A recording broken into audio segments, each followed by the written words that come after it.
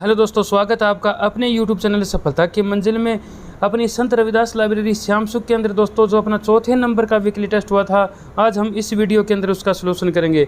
इस वीडियो के अंदर दोस्तों हम इसके पूरे के पूरे 100 प्रश्नों का सलूशन करेंगे जो हमने पूर्णतः HSC CET के बेस पर तैयार किए हैं। अब हम दोस्तों अपने इस सलूशन को स्टार्ट करते हैं और अपना जो पहला प्रश्न है उसमें लिखा हुआ है कि केंद्र शासित प्रदेश चंडीगढ़ हरियाणा की राजधानी होने के साथ साथ अन्य किस राज्य की राजधानी है।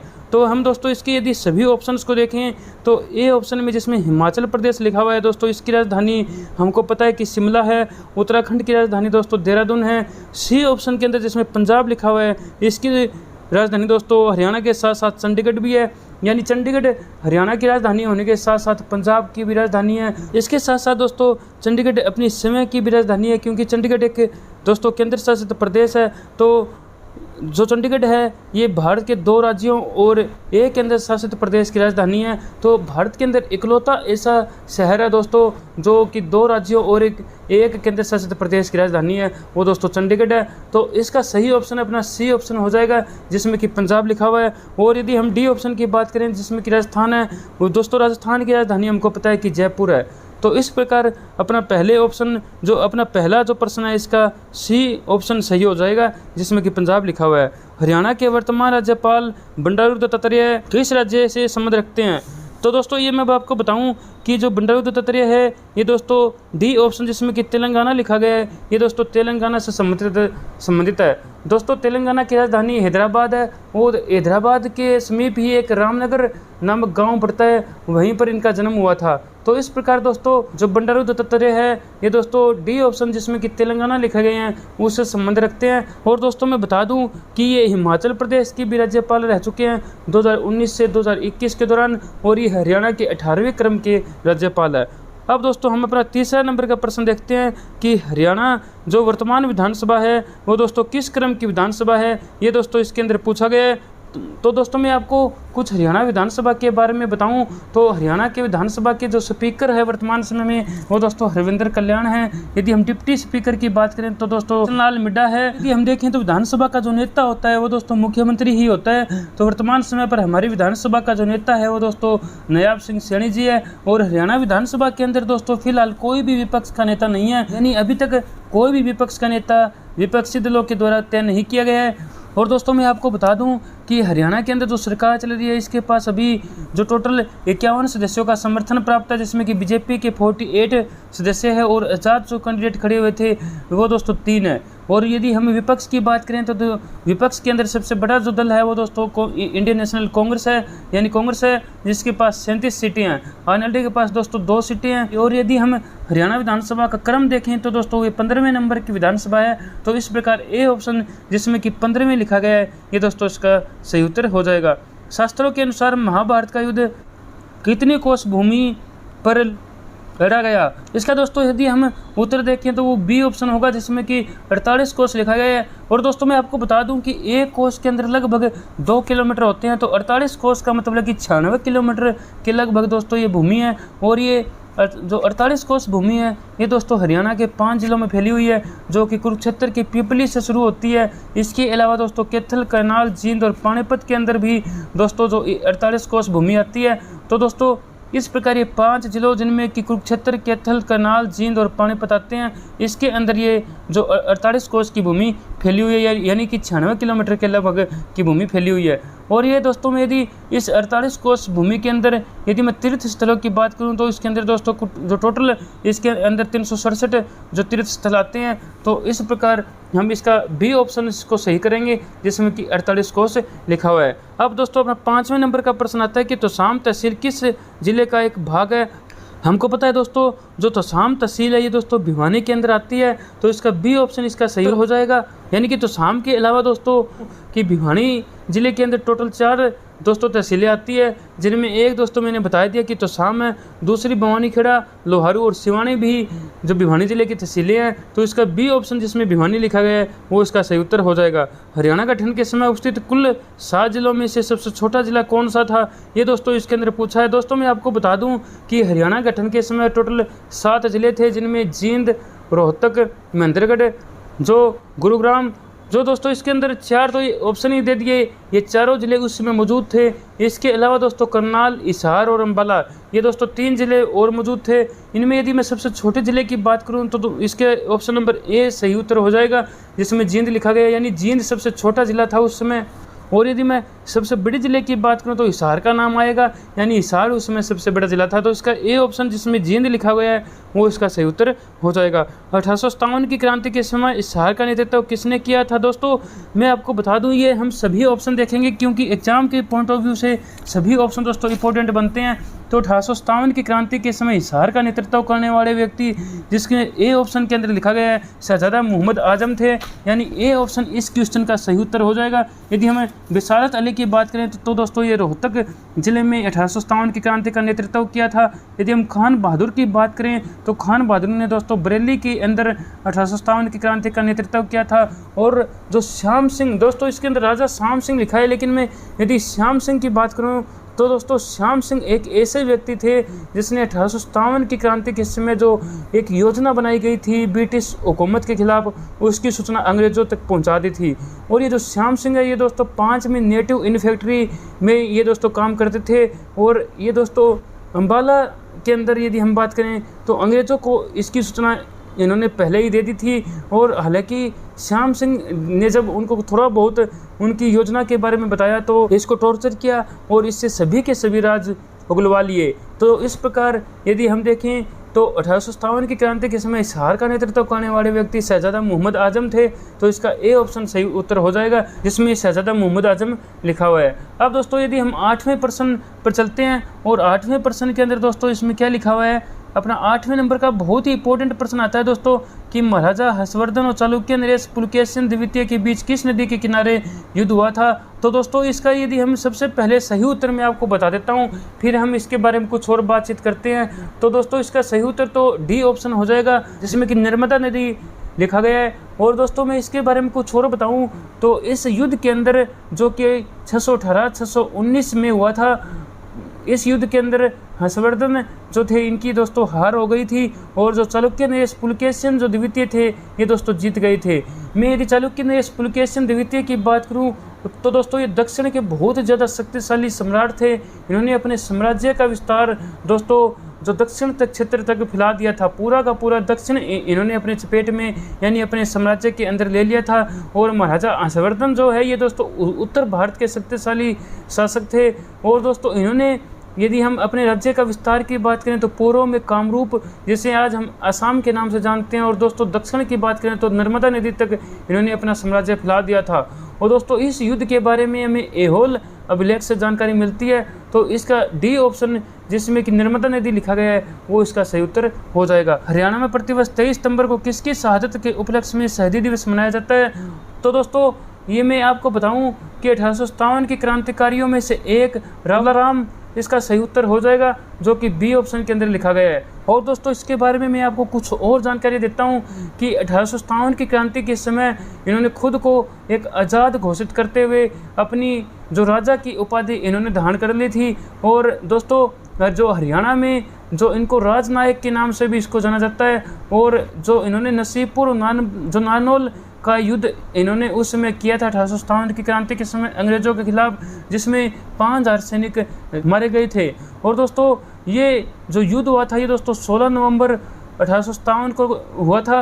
और इसके अंदर युद्ध के समय जो ब्रिटिश कमांडर था जेराल्ड और जो कप्तान था वालेस, उसको दोस्तों मौत के घाट उतार दिया गया था।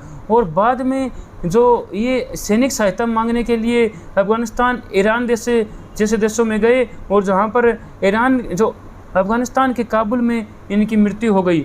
और दोस्तों मैं इनकी उपाधि की बात करूं तो बाद में इनके जो बेटे थे जो राव युधिष्ठिर, उसको दोस्तों 1877 में वहाँ का जो अहिरवाल क्षेत्र का शासक बनाकर उसको उसकी जो उपाधि थी उसको दोस्तों लौटा दी गई थी। इस प्रकार दोस्तों ये अपना बी ऑप्शन सही उत्तर हो जाएगा अपने 9वें नंबर के जो क्वेश्चन है उसका। अब दोस्तों अपना जो 10वें नंबर का प्रश्न आता है कि अंतरिक्ष से वापस लौटते समय कल्पना चावला की मृत्यु हुई थी, वो दोस्तों कब हुई थी? वो दोस्तों हम देखें तो 1 फरवरी 2003 को उनकी मृत्यु हुई थी। तो इसका सी ऑप्शन इसका सही उत्तर हो जाएगा।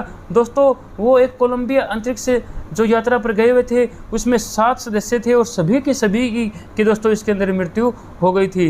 अब दोस्तों अपना 11वें नंबर का प्रश्न हम देखते हैं कि पानीपत की जो तीसरी बैटल हुई थी उसके अंदर इसमें पूछा गया है कि अहमद शाह अब्दाली जो है उनके साथ मराठों ने किसके नेतृत्व में दोस्तों ये बैटल करी थी। मैं आपको बता दूं दोस्तों कि ए ऑप्शन के अंदर जिसमें सदाशिव राव भाऊ लिखा गया है वो इसका सही उत्तर हो जाएगा कि जो मराठों ने ये बैटल सदाशिव राव जो भाऊ है उसके जो लीडरशिप में दोस्तों ये फाइट की थी। और पानीपत का ये जो तीसरा बैटल है ये दोस्तों 14 जनवरी 1761 में हुआ था। और अपना जो 12वें नंबर का प्रश्न आता है कि सच्चर फार्मूला कब लागू हुआ था, तो इसका ए ऑप्शन जिसमें कि अक्टूबर 1949 लिखा हुआ है वो दोस्तों इसका सही उत्तर हो जाएगा कि सच्चर फार्मूला 1 अक्टूबर 1949 को लागू हुआ था। और वहाँ के उस समय के सीएम जो पंजाब के सीएम थे भीमसेन सच्चर, उन्होंने दोस्तों ये फार्मूला पेश किया था, तो उन्हीं के नाम पर इनको सच्चर फार्मूला के नाम से जाना जाता है। अपना जो 13वां नंबर का प्रश्न आता है कि खोड़िया नृत्य किस अवसर पर किया जाता है, तो दोस्तों इसका सही ऑप्शन बी ऑप्शन हो जाएगा। इसके बारे में दोस्तों मैं आपको बताऊं कि जब जो दूल्हा होता है वो अपनी बारात लेकर जब यहाँ पर दुल्हन के यहाँ पर जाता है तो पीछे से दूल्हे के घर पर जो महिलाएं दोस्तों ये दुल्हन के इंतजार में दोस्तों ये जो नृत्य करती है, तो इसका बी ऑप्शन इसका सही उत्तर हो जाएगा जो अपने 13वें नंबर के प्रश्न का। अपना जो 14वें नंबर का प्रश्न आता है कि निम्न कथनों में से कौन सा असत्य है। इसके अंदर दोस्तों हमें असत्य बताना है, तो इसके दोस्तों हम बात करें तो ए बी सी ये सभी के सभी ये सत्य ऑप्शन है। चाहे वो फिरोज शाह तुगलक ने मेवाती सरदार बहादुर नादिर को इस्लाम में दीक्षित किया था, तैमूर आक्रमण के समय स्वतंत्र राज्यों में बहादुर नाहर और मोहन सिंह मंडार के राज्य महत्वपूर्ण है, संतुलित काल में हरियाणा की जलवायु गर्म और शुष्क थी। और दोस्तों अपना डी ऑप्शन यदि हम देखें तो सल्तनत जो काल है उसमें दोस्तों हरियाणा में गाँवों की अपेक्षा नगर अधिक थे। दोस्तों हम यदि कुछ समय अवधि को छोड़ दें तो ये ऐसा कभी नहीं हुआ कि गाँवों की अपेक्षा नगर अधिक हुए, यानी लेकिन सिंधु घाटी सभ्यता जरूर ऐसी हम कहते हैं कि नगरीय सभ्यता थी।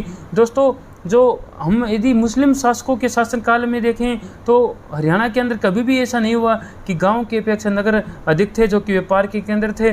तो दोस्तों इस प्रकार अपना जो डी ऑप्शन है वो इसका सही उत्तर हो जाएगा, क्योंकि इसके अंदर अकेला जो डी ऑप्शन है ये दोस्तों असत्य है। अपना जो अगला 15वें नंबर का प्रश्न आता है, इसमें दोस्तों पूछा गया है कि हरियाणा में ऐसी कौन सी योजना है जो कि जनसंख्या को कंट्रोल करने के लिए, लड़कियों में भेदभाव समाप्त करने के लिए और जो घटते लिंगानुपात को संतुलित करने के उद्देश्य से आरंभ की गई थी। तो इसका हम देखें तो ए ऑप्शन जिसमें कि देवी रूपक योजना लिखा गया है वो इसका दोस्तों सही उत्तर हो जाएगा। मैं आपको बता दूं दोस्तों ये जो दोनों योजनाएं हैं देवी रूपक योजना और देवी रक्षक योजना, ये दोनों की दोनों योजना ही चौधरी देवीलाल जी के नाम पर रखी गई थी। और इन सभी का उद्देश्य यानी संख्या को कंट्रोल करना हो, चाहे वो भेदभाव को समाप्त करना हो और हरियाणा के अंदर घटते लिंगानुपात को संतुलित करना हो, ये सभी के सभी उद्देश्य दोस्तों यदि हम बात करेंगे तो वो देवी रूपक योजना आएगी। तो इसका ए ऑप्शन जिसमें कि देवी रूपक योजना लिखा गया है वो इसका सही उत्तर हो जाएगा। अपने दोस्तों 16वें नंबर का प्रश्न आता है कि हरियाणा में हड़प्पा प्रवृत्ति संस्कृति व चित्रित सिलेटी पात्र सभ्यताओं के लोगों के साथ साथ रहने का सर्वप्रथम जो प्रमाण है वो दोस्तों कहाँ पर मिला है। तो दोस्तों इसका बी ऑप्शन जिसमें भगवानपुरा लिखा गया है वो इसका सही उत्तर हो जाएगा। और मैं बता दूं कि जो भगवानपुरा है दोस्तों कुरुक्षेत्र जिले के अंदर आता है, तो बी ऑप्शन भगवानपुरा इसका सही उत्तर होगा। अपना जो 17वें नंबर का प्रश्न आता है कि हरियाणा विकास जो पार्टी है इसकी स्थापना किसने की थी। दोस्तों हमको पता है कि 1996 के अंदर हरियाणा विकास पार्टी की स्थापना चौधरी बंसीलाल जी ने की थी। हालांकि बाद में इस पार्टी की सरकार भी बनी थी जिसमें चौधरी बंसीलाल जी मुख्यमंत्री बने थे, जिसके दौरान शराबबंदी भी की गई थी। बाद में मैं आपको बताऊं कि इस पार्टी का ग्राफ बहुत ज़्यादा गिर गया था और 2004 में इसको फिर से कांग्रेस के अंदर इसका विलय कर दिया गया था। तो दोस्तों इसका सी ऑप्शन जिसमें चौधरी बंसीलाल लिखा गया है वो इसका सही उत्तर हो जाएगा। बाबू बालमुकुंद गुप्त का जन्म दोस्तों इसमें पूछा है कि किस जिले में हुआ था। तो 18वें नंबर के प्रश्न को हम देखें तो बाबू बालमुकुंद जी का जन्म रेवाड़ी जिले के अंदर हुआ था, इसका ए ऑप्शन सही उत्तर हो जाएगा। और मैं यदि गाँव का नाम बताऊँ तो दोस्तों वो गाँव का नाम गुड़ियाणी था, तो ए ऑप्शन जिसमें रेवाड़ी लिखा गया है वो इसका सही उत्तर होगा। और हम यदि बाबू बालमुकुंद गुप्त के उपनामों की बात करें तो दोस्तों इसको हिंदी पत्रकारिता का मसीहा, गद्य के जनक और यशस्वी साहित्यकार के नाम से भी इनको दोस्तों जाना जाता था। तो इस प्रकार ए ऑप्शन इसका सही उत्तर होगा। दोस्तों 19वें नंबर का अपना प्रश्न आता है कि किसको महात्मा गांधी ने सत्यमेव पूर्वम कहा था, जिसके चलते बाद में तत्कालीन मुख्यमंत्री श्री ओम प्रकाश चौटाला ने सन 2004 में इसको इसी नाम से जिला बनाने की घोषणा की थी। हमको पता है दोस्तों ऐसा जिला मेवात जिला है जो मेवात में दोस्तों जब कहते हैं कि भारत आज़ाद हुआ था, उसमें बड़ी संख्या में मेव जनजाति के जो मुसलमान हैं वो रहते थे। तो वो जब दोस्तों यहाँ से छोड़कर पाकिस्तान जा रहे थे तो महात्मा गांधी ने यहाँ पर पहुँचकर उनको दोस्तों ये रोका था कि आपके साथ किसी भी प्रकार का कोई भी भेदभाव नहीं किया जाएगा, आपके अन्य लोगों के प्रति या जैसे अधिकार होंगे, जैसे कर्तव्य होंगे, वो ही आपको मिलेंगे। उनको दोस्तों संतुष्ट करके उनको यहाँ पर महात्मा गांधी ने रोका था। तो उस समय इन्होंने जो मेवात को सत्यमेव पुरम की संज्ञा दी थी। और बाद में जो मुख्यमंत्री जो उसमें थे, जो 2004 के समय ओम प्रकाश चौटाला जी ने इसको इसी नाम से जिला बनाने की घोषणा की थी। और बाद में 4 अप्रैल 2005 को दोस्तों इनको जिला बना दिया गया था। तो ये दोस्तों अपना डी ऑप्शन इसका सही उत्तर हो जाएगा इस क्वेश्चन का। निम्न में से किस राज्य की सीमा हरियाणा को सबसे ज़्यादा स्पर्श करती है? हम देखें तो दोस्तों हरियाणा को तो उत्तराखंड, राजस्थान, हिमाचल प्रदेश और जो उत्तर प्रदेश है, इन सभी की जो सीमाएं हैं वो दोस्तों स्पर्श करती है। लेकिन सबसे ज़्यादा की हम बात करें तो दोस्तों वो राजस्थान ही आएगा। तो बी ऑप्शन इसका सही उत्तर हो जाएगा। उत्तर प्रदेश की हम बात करें तो उत्तर प्रदेश हरियाणा के जलीय और स्थलीय दोनों प्रकार की सीमा बनाता है। उत्तराखंड है ये दोस्तों केवल और केवल जलीय सीमा हरियाणा के साथ अपनाता है। तो इस प्रकार जो बी ऑप्शन जिसमें राजस्थान लिखा गया है वो इसका सही उत्तर हो जाएगा। अपना जो अगला प्रश्न आता है, 26 जनवरी 2025 को गणतंत्र दिवस समारोह में कर्तव्य पथ पर प्रदर्शित हरियाणा की झांकी की, इसके अंदर दोस्तों थीम पूछी गई है। यदि हम इसकी झांकी की जो थीम की यदि हम बात करें तो इसका दोस्तों ऑप्शन नंबर मैं आपको बताऊं कि जो डी इसका सही ऑप्शन होगा, जिसमें कि समृद्ध हरियाणा विरासत एवं विकास लिखा गया है। ये दोस्तों अब की बार हरियाणा के जो झांकी दिखाई गई थी जो कि गणतंत्र दिवस के उपलक्ष्य में वो इसकी ये थीम रखी गई थी। 22वें नंबर का प्रश्न आता है कि फरीदाबाद के सूरजकुंड में 7 से 23 फरवरी तक आयोजित होने वाले अंतर्राष्ट्रीय सूरजकुंड जो क्राफ्ट मेला इसकी इस बार थीम स्टेट के रूप में शामिल किए गए राज्य है। यानी थीम स्टेट के रूप में किन राज्यों को शामिल किया गया था? यदि हम इसको देखें तो अपना सी ऑप्शन जिसमें कि उड़ीसा और मध्य प्रदेश लिखा गया है ये अपना सही उत्तर हो जाएगा। और यदि दोस्तों मैं बताऊं तो इस सूरजकुंड मेले के बारे में 1987 में ये शुरू हुआ था और ये अब की बार 38वें क्रम का था। और अब की बार जो बिम्स्टेक है उसके सदस्य देशों को इसका जो कंट्री पार्टनर बनाया गया था, जिसके अंदर बांग्लादेश, भूटान और भारत भी दोस्तों बिम्स्टेक का सदस्य है। म्यांमार, नेपाल, श्रीलंका और थाईलैंड दोस्तों ये देश आते हैं। तो बिम्स्टेक के सदस्यों को इसके अंदर जो कंट्री पार्टनर बनाया गया था। और जो राज्य की बात करें यानी थीम स्टेट की बात करें तो दोस्तों वो सी ऑप्शन अपना जिसमें उड़ीसा और मध्य प्रदेश लिखा गया वो इसका सही उत्तर हो जाएगा।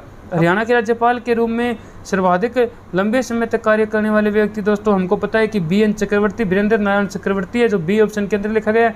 यदि हम सबसे कम समय तक जो राज्यपाल रहने वाले व्यक्ति की बात करें तो दोस्तों वो ओम प्रकाश वर्मा जी है, जो कि केवल 5 जो दिनों तक राज्यपाल जो रहे हैं। तो इस प्रकार इसका बी ऑप्शन जिसमें वीरेंद्र नारायण चक्रवर्ती लिखा गया है वो उसका सही उत्तर हो जाएगा। अपना 24वें नंबर का प्रश्न आता है कि हरियाणा में उड्डयन महाविद्यालय कहाँ स्थित है? तो हमको पता है दोस्तों कि हिसार जिले के अंदर एक एयरपोर्ट स्थापित किया गया जिसका नाम महाराजा अग्रसेन अंतर्राष्ट्रीय एयरपोर्ट जिसको कहा गया।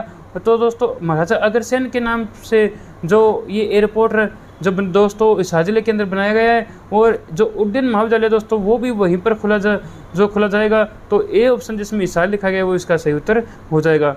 इसमें 25वें नंबर का प्रश्न आता है कि किस तापीय विद्युत परियोजना को इंदिरा गांधी सुपर तापीय विद्युत परियोजना के नाम से भी जाना जाता है? तो इसका ए ऑप्शन नंबर अपना जो सी जिसमें यानी ए ऑप्शन जिसमें कि अरावली सुपर तापीय विद्युत परियोजना लिखा गया है ये इसका सही उत्तर हो जाएगा। और दोस्तों मैं बता दूं कि अरावली सुपर तापीय विद्युत परियोजना जो इस क्वेश्चन के अंदर लिखा गया है इंदिरा गांधी सुपर तापीय विद्युत परियोजना के नाम से भी जानी जाती है। और यदि हम बी ऑप्शन के अंदर जिसमें दीनबंधु छोटूराम तापीय विद्युत परियोजना लिखा गया है ये दोस्तों यमुनानगर जिले के अंदर पड़ती है। महात्मा गांधी तापीय विद्युत परियोजना ये दोस्तों झज्जर जिले के अंदर यानी अंदर आती है। राजीव गांधी तापीय विद्युत परियोजना हिसार के खिद्दर जिले के अंदर आती है। तो इस प्रकार ए ऑप्शन जिसमें कि अरावली सुपर तापीय विद्युत परियोजना लिखा गया है वो इसका सही उत्तर हो जाएगा। अपना 26वें नंबर का प्रश्न आता है कि भारतीय राष्ट्रीय ध्वज तिरंगा को कब अंगीकार किया गया था? इसको हम देखें तो दोस्तों 22 जुलाई को 1947 को ये हुआ था जब राष्ट्रीय जो ध्वज है अपना तिरंगा उसको दोस्तों स्वीकार किया गया था, उसको दोस्तों अंगीकार किया गया था। और 26 जनवरी 1950 की हम बात करें तो 26 जनवरी 1950 को भारत का संविधान लागू हुआ था। 24 जनवरी 1950 को दोस्तों बहुत ही ज़्यादा महत्वपूर्ण बनता है 24 जनवरी 1950 जिसमें हमारा राष्ट्रीय गीत, राष्ट्रीय गान और हमारा जो राष्ट्रपति है इन जो तीनों का स्वीकार किया गया था। राष्ट्रीय गान, राष्ट्रीय जो गीत है, जो राष्ट्रपति का जो पद है उसको दोस्तों इसके अंदर डाला गया था। तो 24 जनवरी 1950 हमारे लिए महत्वपूर्ण बन जाता है। और इस जो क्वेश्चन का सी ऑप्शन जिसमें कि 22 जुलाई 1947 लिखा गया है, ये इसका सही उत्तर हो जाएगा।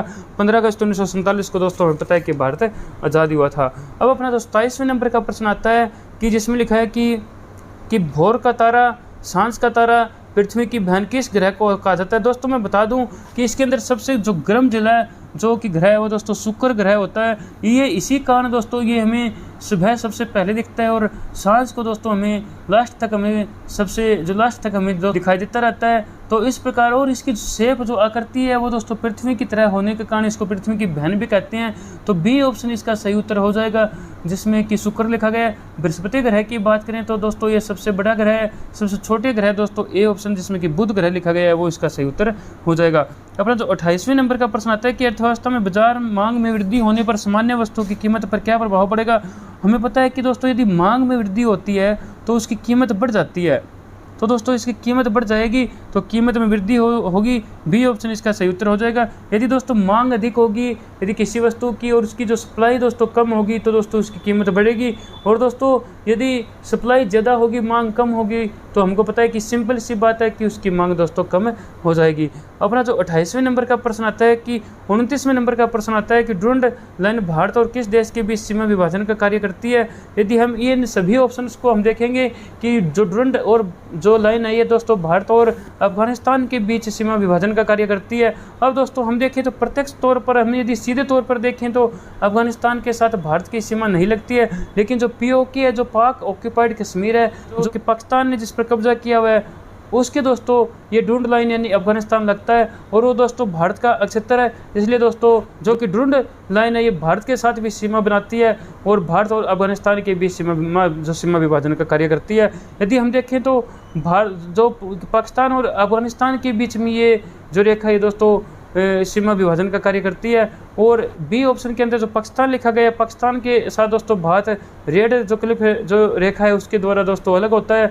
चाइना के साथ दोस्तों मैक-मोहन रेखा है और बांग्लादेश के अंदर दोस्तों बहुत ही जो बड़ी भारत की सबसे बड़ी अंतर्राष्ट्रीय सीमा है जो भारत बांग्लादेश अंतर्राष्ट्रीय सीमा के नाम से जानी जाती है। और ये दोस्तों दुनिया की 5वीं सबसे लंबी जो अंतर्राष्ट्रीय सीमा है जो कि 4096 किलोमीटर लंबी पड़ती है।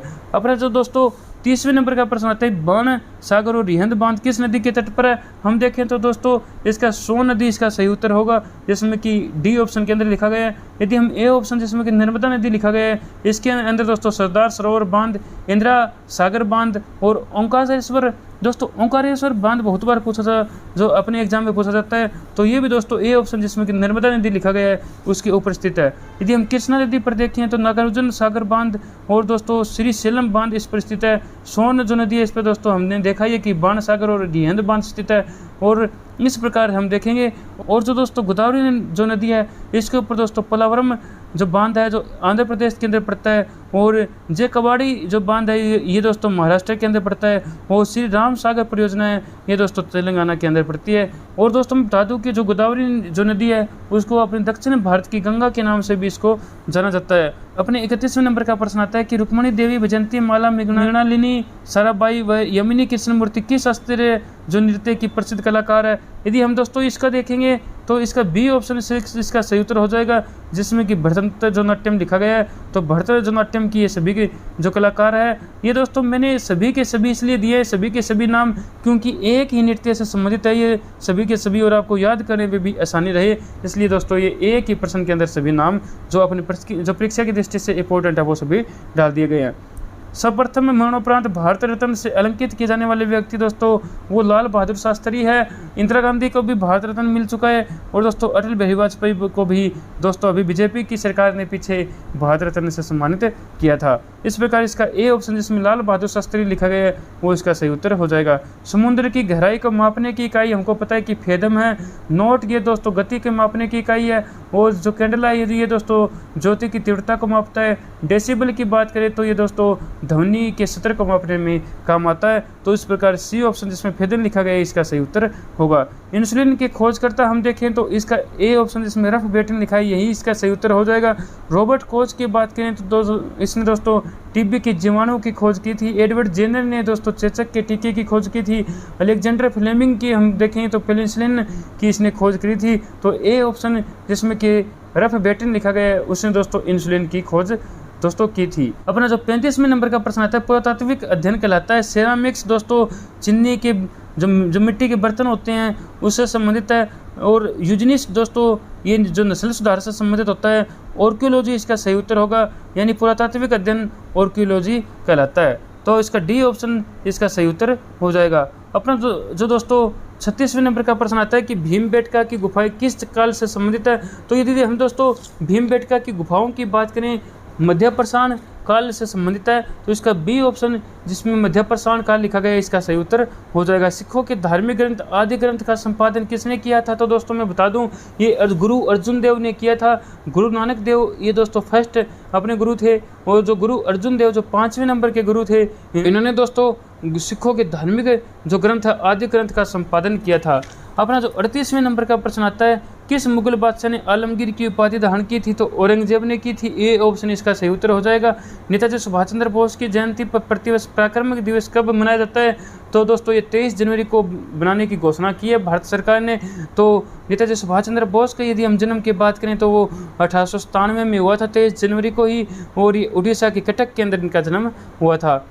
अभी हाल ही में केंद्र सरकार ने किस वेतन आयोग को मंजूरी प्रदान किया है। और ये दोस्तों 8वें वेतन आयोग को मंजूरी प्रदान की गई है जिसके जो अध्यक्ष है वो दोस्तों शिव गोपाल जी है और जिसमें 13 सदस्यीय ये दोस्तों टीम है। तो इस प्रकार हम देखें तो इसका सी ऑप्शन जिसमें 8वें वेतन आयोग को लिखा गया है वो इसका सही उत्तर हो जाएगा। अब दोस्तों अपने मैथ और जो रीजनिंग के प्रश्न आते हैं। इससे पहले दोस्तों अपने कंप्यूटर के प्रश्न है, हम कंप्यूटर के प्रश्न करते हैं कि कंप्यूटर साक्षरता दिवस कब मनाया जाता है। ये दोस्तों 2 दिसंबर को मनाया जाता है। तो बी ऑप्शन इसका सही उत्तर होगा। BIOS दोस्तों ये रोम का भाग होता है, बी ऑप्शन।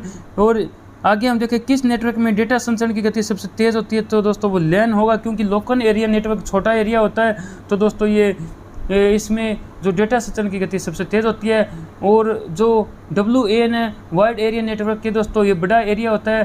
पर्सनल जो एरिया नेटवर्क है ये दोस्तों सबसे छोटा एरिया नेटवर्क होता है। मेट्रोपोलिटन एरिया नेटवर्क के दोस्तों ये बहुत बड़ा, इनमें से सबसे बड़ा जो डेटा जो कि नेटवर्क होता है। और इस प्रकार हम देखें तो अपना सी ऑप्शन जिसमें LAN लिखा गया है उसका सही उत्तर हो जाएगा। लिनक्स किस किस्म का सॉफ्टवेयर है, हम देखें तो ओपन सोर्स सॉफ्टवेयर है। तो डी ऑप्शन इसका सही उत्तर होगा। OMR का फुल फॉर्म दोस्तों बहुत बार एग्जाम में पूछे जा चुके हैं, ऑप्टिकल मार्क रीडर होगा। तो ए ऑप्शन इसका सही उत्तर हो जाएगा। अब हम 46वें नंबर का यदि हम देखें प्रश्न जिसमें लिखा है कि सर्वप्रथम कंप्यूटर प्रोग्राम विकसित करने का श्रेय दोस्तों इसके अंदर पूछा है। तो दोस्तों वॉन ऑगस्टा हो जाएगी, यानी एडा ऑगस्टा हो जाएगी। तो सी ऑप्शन इसका सही उत्तर होगा। निम्न में से जो कि व्यावसायिक उद्देश्य हेतु प्रयोग में की जाने वाली भाषा हम देखें तो दोस्तों वो कोबोल है। तो डी ऑप्शन इसका सही उत्तर होगा। कंप्यूटर की भौतिक बनावट को हमेशा हार्डवेयर कहते हैं, जिसको हम छू सकते हैं, देख सकते हैं, जिसको हम ये सब भी नहीं कर सकते, ना छू सकते हैं ना देख सकते हैं, वो दोस्तों सॉफ्टवेयर होती है। जिसका जो सी ऑप्शन है वो इसका सही उत्तर हो जाएगा। कंप्यूटर आंकड़ों में अशुद्धि को दोस्तों बहुत ही ज़्यादा इंपॉर्टेंट प्रश्न है, वो दोस्तों बग कहते हैं। तो डी ऑप्शन इसका सही उत्तर होगा। भारत में सिलिकॉन वैली है, यानी सिलिकॉन जो घाटी है वो दोस्तों बेंगलुरु को कहा जाता है। तो ए ऑप्शन इसका सही उत्तर होगा। अब दोस्तों हम अपने जो मैथ और जो रीजनिंग के प्रश्न शुरू होते हैं उसका हम सलूशन करते हैं। उसके बाद में अपने जो लैंग्वेज के प्रश्न बचेंगे उनका हम देखेंगे, उसको दोस्तों हम देखेंगे। और अब दोस्तों हम स्टार्ट करते हैं अपना जो मैथ और जो रीजनिंग का पोर्शन है उसको अभी हम उसको स्टार्ट करते हैं। और अपना जो पहला क्वेश्चन था रीजनिंग का वो था इनमें से कौन सा एक जो अन्य 3 से भिन्न है। पहला ऑप्शन भुवनेश्वर, दूसरा बिहार, गोवा और उड़ीसा। दोस्तों हमको जैसे पता है कि बिहार, गोवा और उड़ीसा ये सभी के सभी अपने देश भारत के राज्य है, लेकिन जो भुवनेश्वर दिया हुआ है वो एक राजधानी है और ये उड़ीसा की राजधानी है। इसलिए दोस्तों इसके अंदर 3 राज्य दिए गए हैं और एक राजधानी दी गई है। तो ऑप्शन नंबर 1 जो भुवनेश्वर है वो इसका सही उत्तर हो जाएगा, जो अन्य 3 से भिन्न है, क्योंकि बाकी अन्य सभी राज्य है और ये एक राजधानी है। अगला जो क्वेश्चन है 52 नंबर का, जैसे बिल्ली म्याऊ की साउंड निकालती है तो घोड़ा हिनहिनाता है। तो इसका ऑप्शन नंबर बी इसका सही जवाब हो जाएगा, घोड़ा हिनहिनाना। नीचे दिए गए प्रश्न में बड़े अक्षरों में एक शब्द दिया गया है, इसके पश्चात 4 शब्द उत्तर के रूप में दिए गए हैं। केवल एक ही विकल्प ऐसा है जो दिए गए अक्षरों से बनाया जा सकता है, उस विकल्प को ज्ञात कीजिए। तो दोस्तों हमें इसके अंदर एक वर्ड दिया गया है REMEMBERING। इन शब्दों का, इन जो वर्णों का यूज करते हुए, इन अक्षरों का यूज करते हुए हमें एक शब्द बनाना है और इसमें नीचे 4 ऑप्शन दिए गए हैं। इन 4 ऑप्शंस में से ही वो एक शब्द बनेगा। तो हम देखते हैं कि पहला ऑप्शन है AGREE। इसके अंदर दोस्तों ए ही नहीं है, REMEMBERING, इसके अंदर दोस्तों ए है ही नहीं। तो दोस्तों ये अक्षर नहीं बन पाएगा। अगला जो ऑप्शन नंबर बी है NEGRO। इसके दोस्तों इसके अंदर अन तो है, ई भी है, जी भी है और आर भी है, लेकिन ओ इसके अंदर नहीं है। तो ये जो वर्ड है ये भी इन अक्षरों का यूज करते हुए हम नहीं बना सकते। अगला जो ऑप्शन नंबर सी है वो है ग्रीन। जी भी इस शब्द के अंदर है, आर भी है, ई भी 2 बार आया हुआ है और अन भी है। तो दोस्तों ग्रीन जो शब्द है वो अपना सही जवाब हो जाएगा। जो दिए गए जो शब्द है उससे हम ग्रीन शब्द को बना सकते हैं। तो ऑप्शन नंबर सी इसका अपना सही उत्तर हो जाएगा। अगला जो 54वां जो क्वेश्चन है वो है LACAGJK शब्द को व्यवस्थित करने पर एक पशु का नाम बनता है, उसका अंतिम अक्षर कौन सा है। दोस्तों ये जैकल बनेगा और इसमें जो अंतिम अक्षर आएगा वो अल आ जाएगा।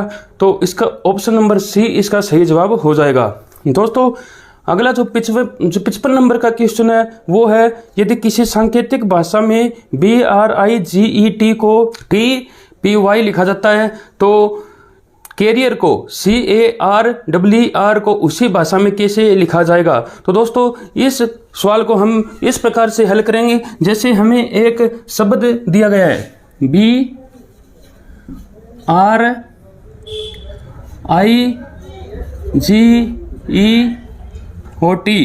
इस शब्द को एक जो कोड वर्ड है उसमें लिखा जाता है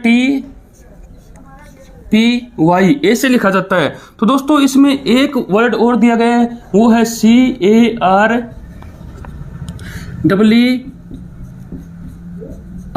इसको हम कैसे लिखेंगे, यानी ब्राइट को ऐसे लिखा जाता है तो हम कैरियर को कैसे लिखेंगे। तो दोस्तों ये हमें इस जो क्वेश्चन है इसके अंदर पूछा गया है, तो हम इसको इस प्रकार से हल करेंगे जैसे कि बी दूसरे नंबर पर आता है अंग्रेजी वर्णमाला के अंदर, और 8 है जो आर है वो 18वें नंबर पर आता है।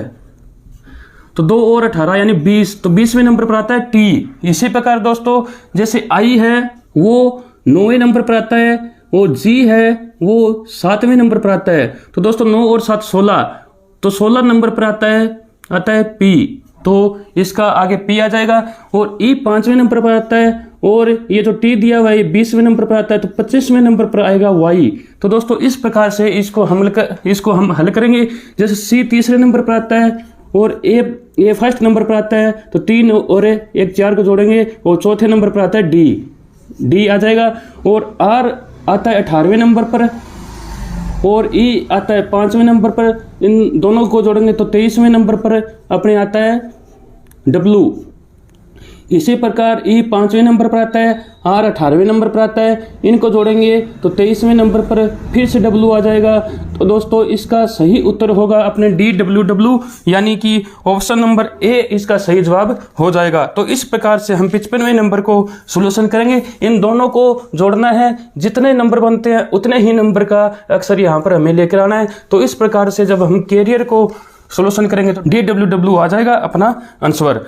तो आगे दोस्तों अपना 56वें जो नंबर का क्वेश्चन दिया गया है वो है नीचे दिए गए प्रश्न में अंकों की श्रृंखला में प्रश्नवाचक चिन्ह के स्थान पर कौन सी संख्या आएगी। तो दोस्तों इसमें हमें एक श्रृंखला दी गई है और वो श्रृंखला कुछ इस प्रकार से है 37, 61, 91, 127 और यहाँ पर पूछा है हमें क्या आएगा और आगे है 217।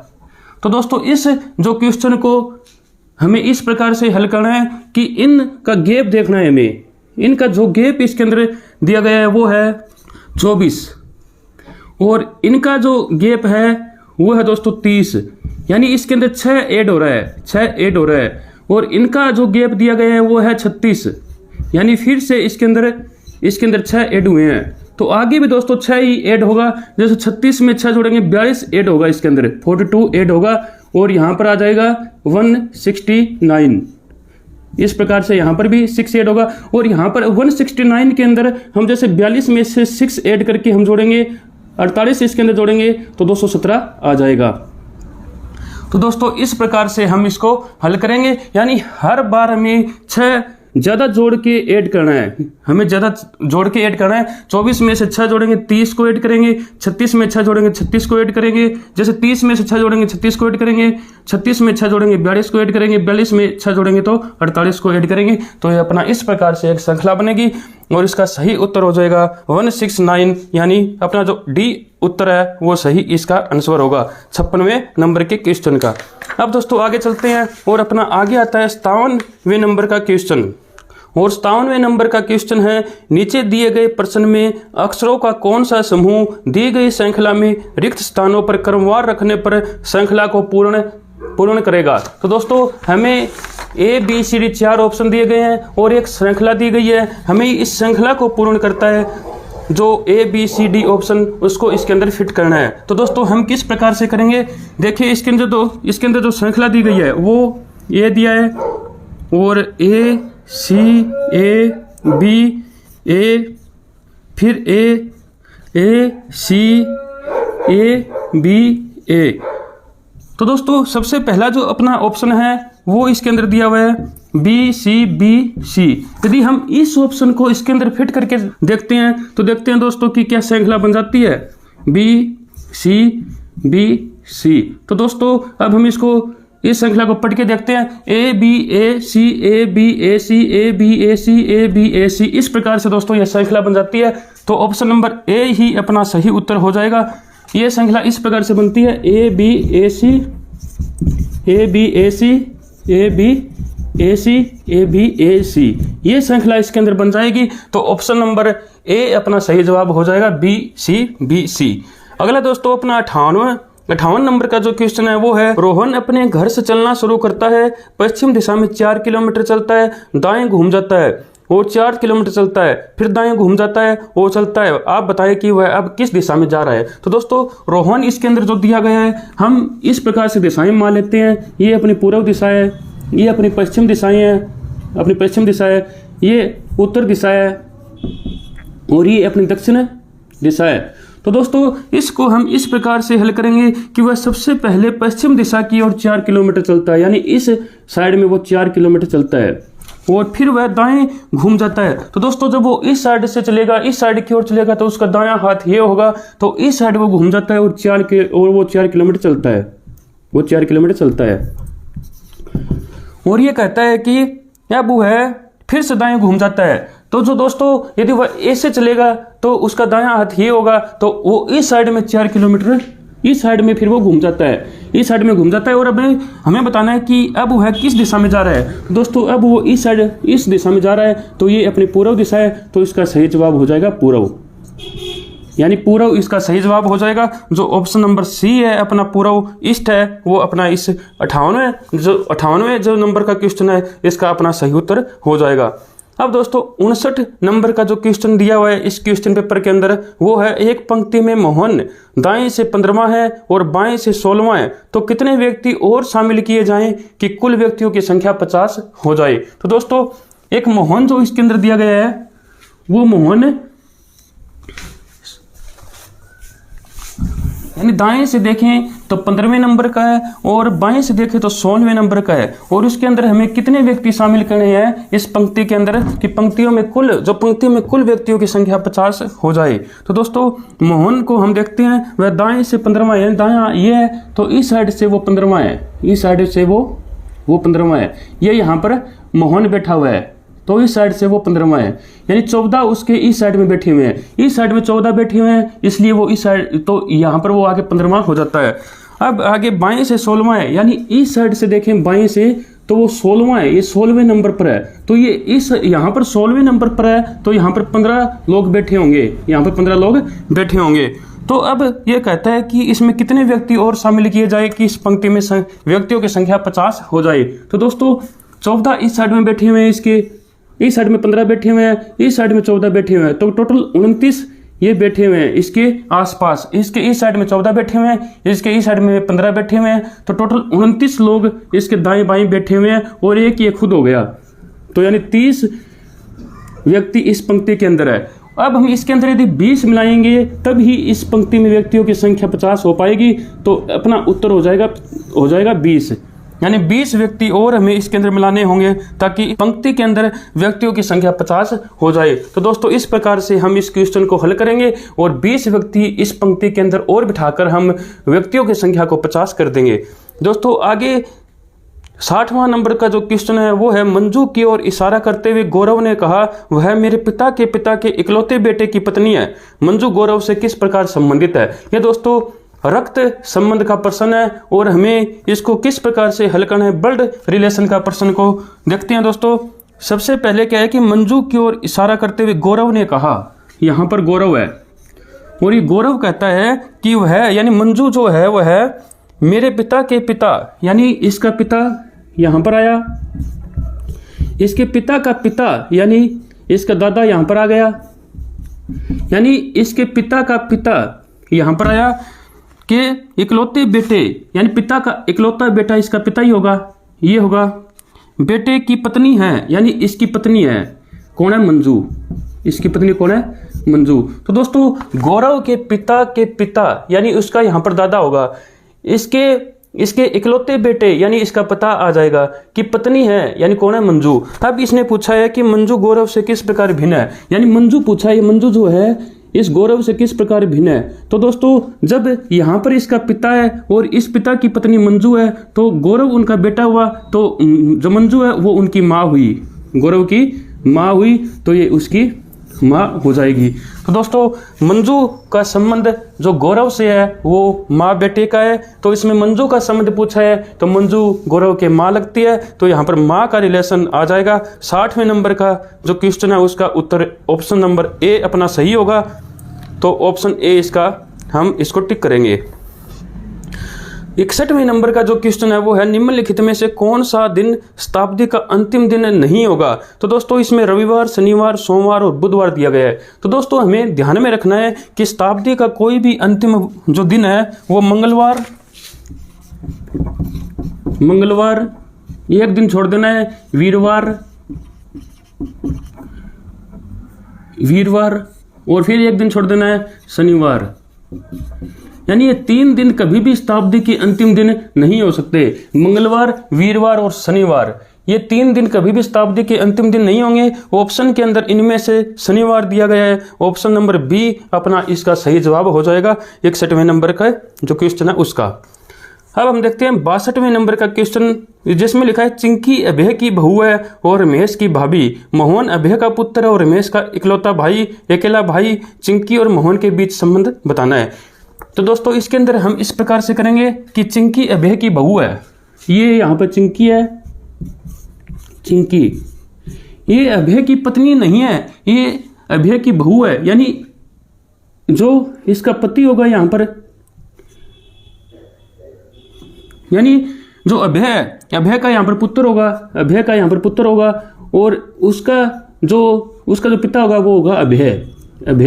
यानी दोस्तों इसको इस प्रकार से समझिए कि अभय के पुत्र की पत्नी है चिंकी, इसलिए अभय की बहू हुई चिंकी। यहाँ पर बहू का मतलब अपने पुत्र वधू से है, न कि जो पत्नी से। तो दोस्तों यहाँ पर इस प्रकार से इस क्वेश्चन को समझना है कि जो चिंकी है वो अभय के बेटे की पत्नी है। तो दोस्तों इस प्रकार से हम इसको सोल्यूशन करेंगे। तो देखते हैं आगे इसमें क्या लिखा है। और रमेश की भाभी, तो दोस्तों रमेश की भाभी कैसी होगी, जो इसका ये पुत्र है उसका भाई होगा, यानी भाई की पत्नी जो चिंकी है वो इसकी भाभी लगेगी, तो जो इसके भाई की भाभी हुई चिंकी। अब देखते हैं मोहन अभय का पुत्र है। अब देखो दोस्तों इसमें पुत्र का नाम दे दिया है मोहन, यानी अभय का पुत्र कौन है, मोहन है। और रमेश का अकेला भाई जो मोहन है वो अभय का पुत्र है और रमेश का अकेला भाई। तो दोस्तों इसमें रमेश का भाई है मोहन, तो उस भाई का नाम भी दे दिया रमेश। तो दोस्तों इस जो प्रश्न के अंदर ऐसा कुछ भी नहीं है जो हमें ज़्यादा दिमाग लगाना पड़े, क्योंकि सिंपल इसके अंदर ऐसे दिया गया है। अब हम इसको शुरुआत से समझने की कोशिश करते हैं। चिंकी अभय की बहू है, यानी इसके बेटे की पत्नी है। तो इस प्रकार से इसका कोई बेटा हुआ, यहाँ पर इसका पुत्र हुआ अभय का, और चिंकी इसकी बहू हुई। अब ये कहता है कि अभय का जो पुत्र है वो मोहन है, मोहन हमने लिखा। फिर मोहन का भाई इसने बोला रमेश को हमने लिख दिया। रमेश के भाई, इस जो रमेश की भाभी बोल रखी है चिंकी को, क्योंकि दोस्तों जब भाई की पत्नी है वो इसकी भाभी ही लगेगी। तो इसका उत्तर हमें इसमें जो पूछा गया है चिंकी और मोहन के बीच है, जो चिंकी और मोहन के बीच है, ये दोस्तों पति पत्नी का संबंध होगा। चिंकी इसमें सबसे पहले लिखा है, तो चिंकी का संबंध मोहन से पत्नी के रूप में होगा, पत्नी के रूप में होगा। तो इसका सही जवाब आ जाएगा पत्नी, जो ऑप्शन नंबर डी इसका सही जवाब होगा 62वें नंबर के क्वेश्चन का, कि जो चिंकी है वो मोहन की पत्नी लगेगी। अब दोस्तों अगला जो 63वें नंबर का जो क्वेश्चन है वो है, एक घड़ी क्रमशः 1 बजे 1 बार, 2 बजे 2 बार, 3 बजे 3 बार, अर्थात जितना बजता है घड़ी भी उतनी ही बजती है, उतनी ही बार बजती है। तो एक दिन में घड़ी कितनी बार बजेगी? तो दोस्तों हमें पता है कि जो घड़ी के अंदर 1 से 12 तक की उसमें संख्या लिखी होती है।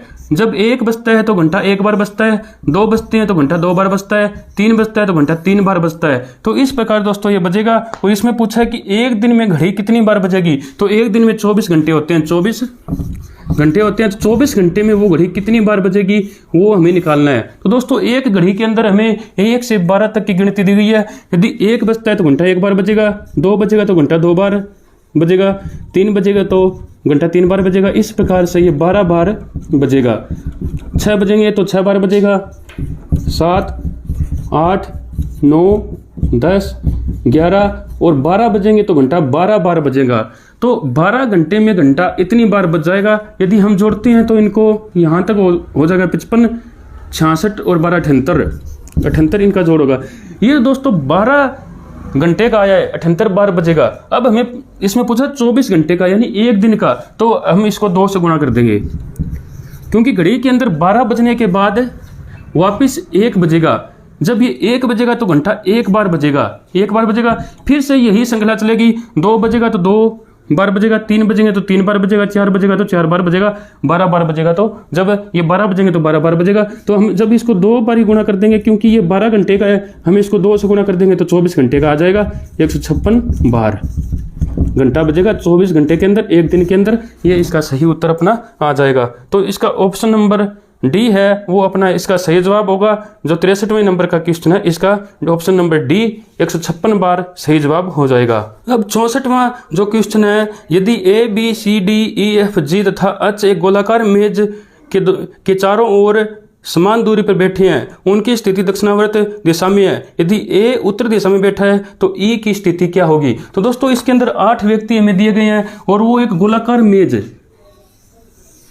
ये जो गोलाकार मेज है इसके चारों ओर बैठे हुए हैं और उनकी जो बैठने की जो सीटिंग है वो दोस्तों दक्षिणावर्त है, यानी वो इस साइड में पूर्व है, इस साइड में पश्चिम है, इस साइड में उत्तर है, इस साइड में दक्षिण है। तो दोस्तों उनकी बैठने की दिशा जो है वो ऐसे है, यानी दक्षिणावर्त है, यानी दक्षिण दिशा की ओर है। तो इस प्रकार से वो बैठे हुए हैं। तो दोस्तों वो 8 व्यक्ति है और इसमें लिखा है कि ये उत्तर दिशा में बैठा है, तो उत्तर दिशा ये यहाँ पर बैठा है। तो ई की स्थिति क्या होगी? हमें ई की स्थिति निकालनी है। तो यहाँ पर 8 व्यक्ति है, तो 8 व्यक्ति को हम इस प्रकार से बैठा देंगे। यहाँ पर बी, सी और डी और ई, एफ, जी, एच, इस प्रकार से हम इसको बैठा देंगे। यानी ए और ई यहाँ पर आ जाएंगे, 3 व्यक्ति इस साइड में, 3 व्यक्ति इस साइड में, यानी वो समान दूरी पे बैठे हुए हैं। समान दूरी पे जब बैठते हैं तो 3 इस साइड में आ जाएंगे, 3 इस साइड में आ जाएगा, 1 इस साइड में, 1 यहाँ पर आ जाएगा। तो 8 व्यक्ति हो जाएंगे। इसने पूछा है कि ए उत्तर दिशा में बैठा है तो ई किस दिशा में बैठा है? तो दोस्तों यहाँ पर स्पष्ट हो जाता है कि ई हमारे दक्षिण दिशा में बैठा हुआ है। ई जो है ये यहाँ पे बैठा हुआ है दक्षिण दिशा में। तो इसका उत्तर ए सही जवाब हो जाएगा 64वें नंबर के क्वेश्चन का। तो दोस्तों अगला जो अपना 65वें नंबर का जो क्वेश्चन है वो होगा, इसको थोड़ा साफ करते हैं। इसके अंदर जो हमें जोड़ घटा गुणा भाग करनी होती है, उसके जो सिंबल्स होते हैं, उसके जो निशान होते हैं, उसको चेंज कर दिया गया है और बाद में हमें उसका सोल्यूशन निकालना है और उसका उत्तर हमें ज्ञात करना है। तो दोस्तों इसके अंदर हमें कहा गया है कि यदि प्लस का अर्थ भाग, भाग का अर्थ गुणा और गुणा का अर्थ प्लस हो, तो 48 प्लस 16 माइनस 4 भाग 2 गुणा 8 का उत्तर क्या होगा, वो हमें ऑप्शन दिया हुआ है। Option A 6, option B 3, option C 112, option D 36 दिया हुआ है। तो दोस्तों इसको हम इस प्रकार से हल करेंगे। सबसे पहले जो रकम दी गई है वो लिखते हैं। 48 प्लस में 16 माइनस 4 भाग में 2 गुणा में 8। हमें निकालना है कि इसका उत्तर क्या होगा। इसके अंदर 48 हम लिखते हैं और प्लस को इसके अंदर क्या बोला गया है, प्लस को भाग बोला गया है तो भाग लगा देंगे, 16 लिख देंगे। माइनस को क्या बोला गया है, माइनस को कुछ नहीं बोला गया तो माइनस का हम इसको ऐसे की ऐसे रखेंगे। और भाग को इसके अंदर बोला गया है गुणा, तो भाग की जगह हम गुणा लगा देंगे। और गुणा को इसके अंदर बोला गया है प्लस, तो हम इसको प्लस लगा देंगे 8 और इसका हम उत्तर हमें निकालना है। तो दोस्तों यहाँ पर बॉडम मास का फॉर्मूला लगेगा। सबसे पहले हम इसको भाग को गुणा करेंगे, फिर हम गुणा को करेंगे सोल्यूशन, फिर हम इसको प्लस को करेंगे, फिर हम इस जो माइनस को करेंगे। इस प्रकार से हम इसका सोल्यूशन करेंगे। सबसे पहले देखते हैं भाग का सोल्यूशन करते हैं। तो 48 को 16 से भाग देंगे तो 3, ये माइनस का इसको हम करेंगे तो 8 और फिर प्लस में 8, एक प्लस का एक माइनस का कट जाएगा, उत्तर अपना 3 आ जाएगा। यानी इसका ऑप्शन नंबर जो बी है वो इसका सही जवाब होगा, 3 इसका उत्तर आ जाएगा। तो दोस्तों रीजनिंग के क्वेश्चन यहाँ पर अपने अब कंप्लीट होते हैं। यानी 15% इसके अंदर रीजनिंग के दिए गए हैं, तो 15 के 15% हमने अब कर दिए हैं। अब हम करेंगे मैथ के क्वेश्चन। और इसके अंदर जो मैथ का जो पहला क्वेश्चन दिया गया है वो है, यदि राम, श्याम और मोहन की आय 150 रुपये प्रतिदिन है, राम और मोहन की आय 94 रुपये प्रतिदिन तथा श्याम और मोहन की 76 रुपये प्रतिदिन हो, तो मोहन की आय प्रतिदिन कितने रुपये है। तो दोस्तों इसमें श्याम, राम, श्याम, एक राम, श्याम और मोहन, ये 3 व्यक्ति दिए गए हैं और इन व्यक्तियों की आय से संबंधित ये प्रश्न है जिसका हमें समाधान करना है, हमें हल करना है। और इसमें इन तीनों की आय, राम, श्याम और मोहन की आय 150 रुपये दी गई है, 150 रुपये है। और आगे ये कहता है कि राम और मोहन की आय 94 रुपये प्रतिदिन। राम और मोहन की आय जो है ये है 94 रुपये। तो दोस्तों अब हम श्याम की आय निकाल सकते हैं क्योंकि सभी की आय 150 रुपये है। इसमें से राम और मोहन की आय 94 रुपये है, जो बाकी बचती है वो श्याम की आय आ जाएगी। तो श्याम की आय आ जाएगी अपनी 150 में से 94 हम लेस करेंगे तो 56 रुपये, यानी 56 रुपये श्याम की आय आ गई। तो दोस्तों इस प्रकार हम श्याम की आय ज्ञात करेंगे। उसके बाद में इसमें लिखा हुआ है कि श्याम और मोहन की 76 रुपये प्रतिदिन हो, यानी श्याम और मोहन इन दोनों की दी गई है 76 रुपये, 76 रुपये। तो दोस्तों इन दोनों की जब 76 रुपये है और हमें पता है श्याम की आय 56 रुपये है, तो अब हम इस जो मोहन की आय है उसको निकाल सकते हैं। और क्वेश्चन में हमें मोहन की आय ही पूछी है, तो श्याम और मोहन की कुल आय 76 रुपये है। इसमें से श्याम की आय को हम लेस कर देंगे, बाकी बचेगी वो अपनी मोहन की आय आ जाएगी। तो मोहन की आय आ जाएगी 20 रुपये। तो दोस्तों ऑप्शन नंबर सी जो है वो इसका राइट आंसर होगा, जिसमें 20 रुपये लिखा हुआ है। तो दोस्तों इस जो क्वेश्चन है इसको हम इस प्रकार से हल करेंगे कि राम, श्याम और मोहन की 150 रुपये आई है, उनमें से सबसे पहले हम राम और मोहन की हम लेस कर देंगे, श्याम की आ जाएगी। फिर श्याम और मोहन की 76 रुपये दी गई है, तो हम श्याम की इसमें से लेस कर देंगे, तो बाकी बची वो अपनी मोहन की आय शेष रह जाएगी। तो मोहन की आय आएगी 20 रुपये।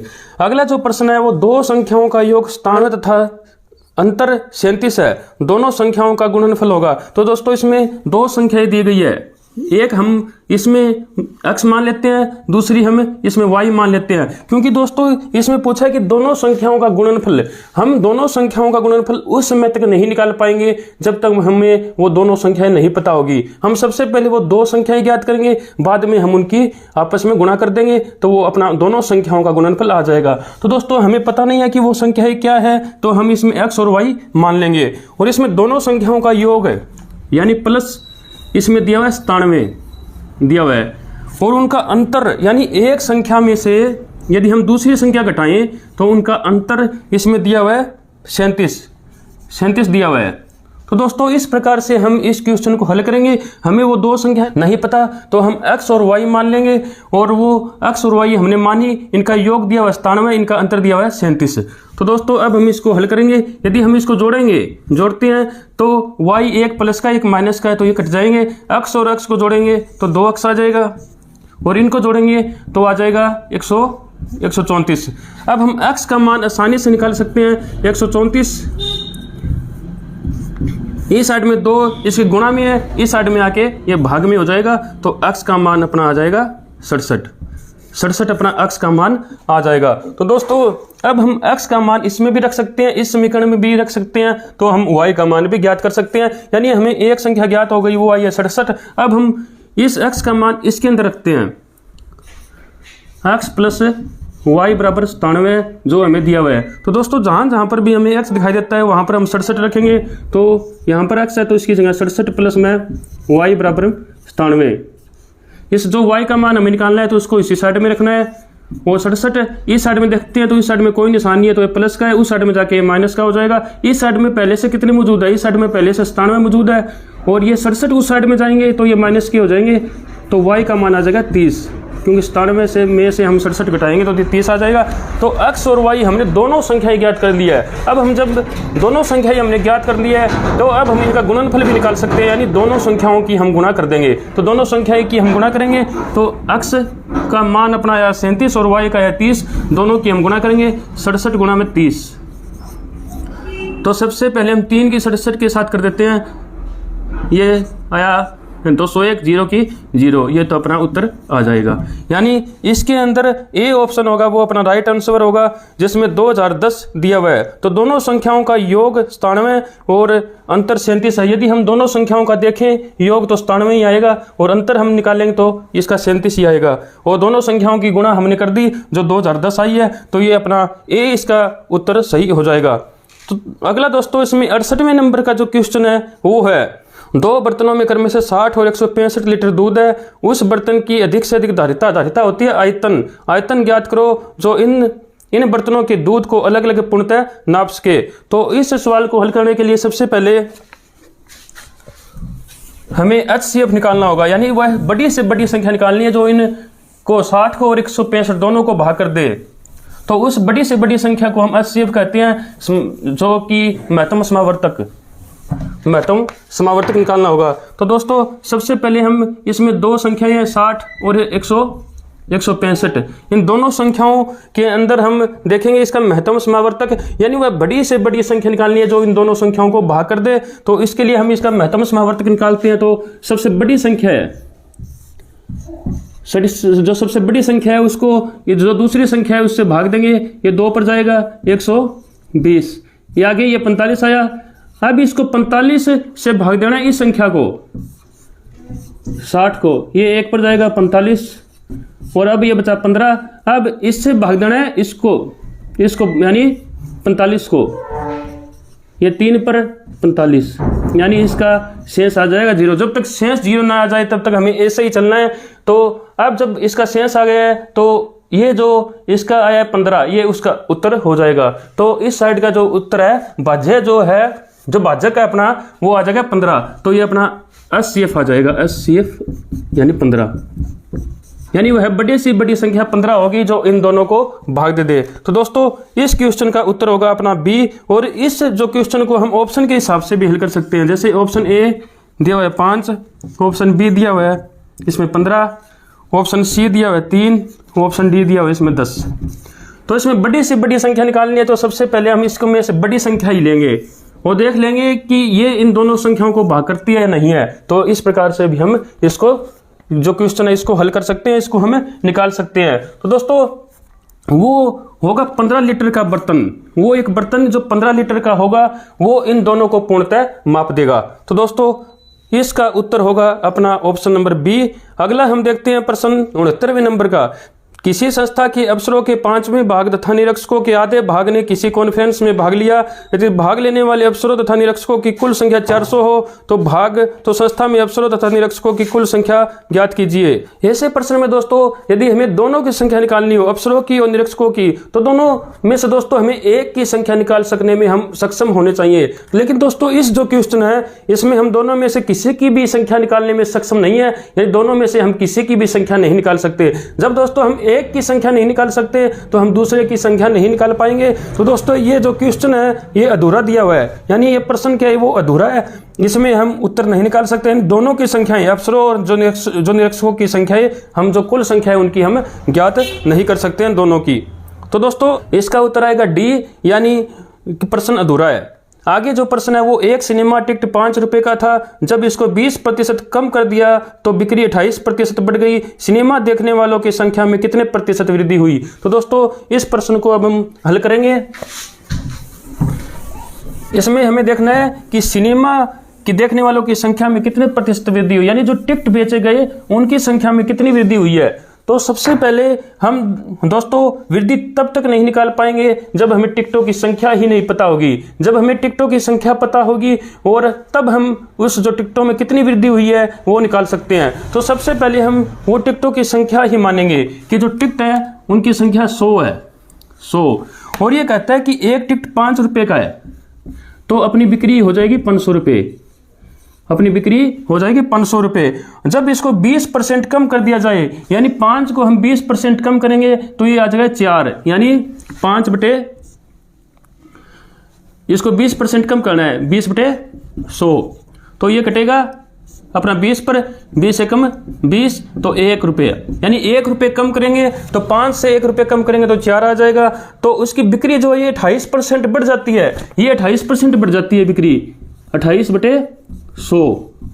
ये हम काटेंगे तो आएगा 140, यानी 140 इसकी बिक्री बढ़ जाती है। तो इसकी बिक्री बढ़कर पहले 500 थी, अब 140 बढ़ गई तो ये हो जाती है 640 हो गई बिक्री। तो दोस्तों जब जो टिकट है उनकी संख्या 100 है और उनकी जो कीमत है वो 5 रुपये है, तो हमारी बिक्री थी 500 रुपये। अब जब टिकटों की जो कीमत है वो 4 रुपये हो चुकी है और ये 28% बढ़ चुकी है, तो यानी 28% बढ़ के 640 हमारी जो बिक्री है वो हो चुकी है। तो दोस्तों अब हम टिकटों की संख्या ज्ञात करेंगे। यहाँ पर कुल बिक्री 640 हुई, एक जो टिकट की कीमत वो 4 है तो 160 टिकटें बिकी होगी, 160 जो टिकट बिकी होगी, इसलिए हमें 640 रुपये मिले हैं, क्योंकि एक जो टिकट की कीमत 4 रुपये रह गई है। तो दोस्तों पहले टिकट थी 100, अब हो गई है 160, तो ये 60% बढ़ गई है, 60%, क्योंकि 60 बढ़ी है इसके अंदर 100 से 160, तो 60 बढ़ी है।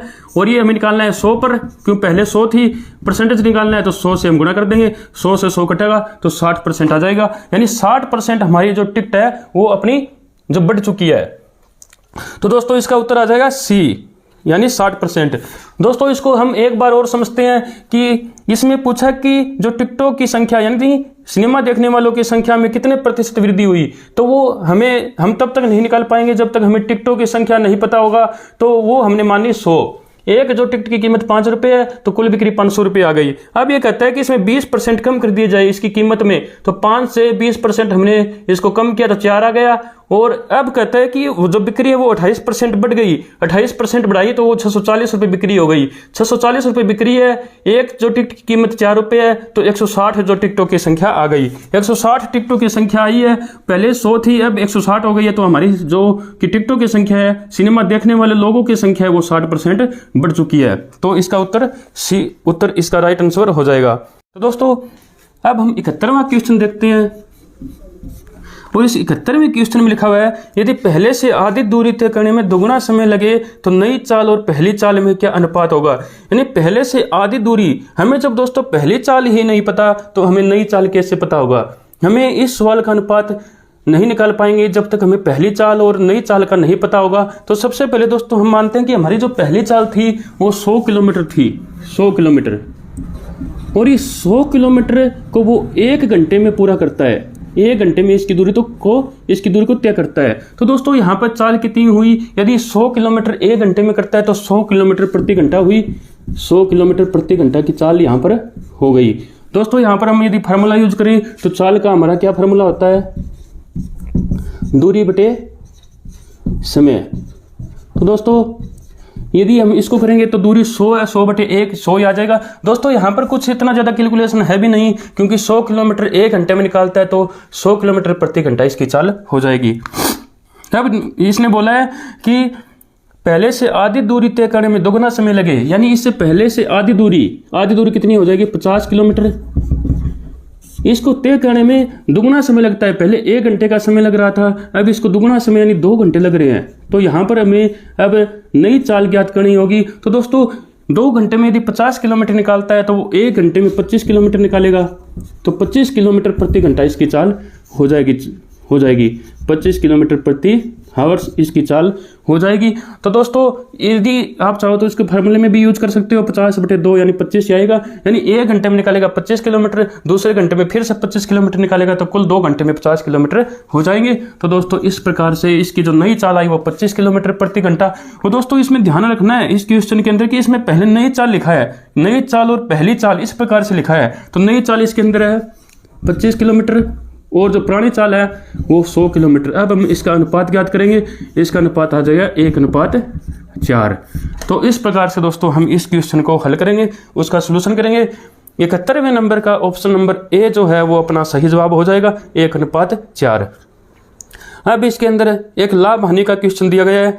जो 72वें नंबर का क्वेश्चन है उसके अंदर एक मनुष्य ने 2 घोड़े 990 रुपये प्रति घोड़े की दर से बेचे। यदि उसको एक घोड़े पर 10% लाभ हुआ और दूसरे पर 10% हानि हो तो उसे कुल सौदे में कितने प्रतिशत लाभ अथवा हानि हुई, ये हमें निकालना होगा। तो दोस्तों इसमें एक व्यक्ति है, उसके पास 2 घोड़े हैं, उसने उन दोनों को 990 रुपये प्रति घोड़े के हिसाब से बेच दिए, जिस पर एक पर तो उसको 10% लाभ हुआ, दूसरे पर उसको 10% हानि हुई है। तो हमें उसको इस पूरे सौदे पर, उस पूरे सौदे पर कितना लाभ या हानि हुई वो हमें निकालना है, और वो हमें निकालना है जो प्रतिशत के रूप में यानी परसेंटेज के रूप में हमें वो निकालना है। तो दोस्तों हमें इसको किस प्रकार से निकालेंगे? दोस्तों हम लाभ या हानि उस समय तक नहीं निकाल पाएंगे जब तक हमें उसका क्रय मूल्य नहीं पता होगा। यानी जब हमें ऐसा ही नहीं पता कि वो चीज़ हमने कितने में खरीदी थी तो हमें क्या पता होगा कि हमें इस पर कितना लाभ हुआ है, कितनी हानि हुई है। तो दोस्तों इसमें विक्रय जो मूल्य है वो देने से बात नहीं बनेगी, हमें उसका क्रय मूल्य भी ज्ञात करना पड़ेगा। जैसे कि हमने कोई चीज़ 100 रुपये में खरीदी और वो हम 110 रुपये में बेचते हैं, तो इसको हमें पता चल जाता है कि हमें 10 रुपये का लाभ हुआ है। कोई चीज़ हम 100 रुपये में खरीदते हैं, 90 रुपये में बेचते हैं, तो हमें पता चल जाता है कि उस पर जो लॉस हुआ है वो 10 रुपये हुआ है। तो दोस्तों सबसे पहले हमें उसका क्रय मूल्य निकालना होगा, उसके बाद में ही हम उस पर लाभ या हानि निकाल सकते हैं।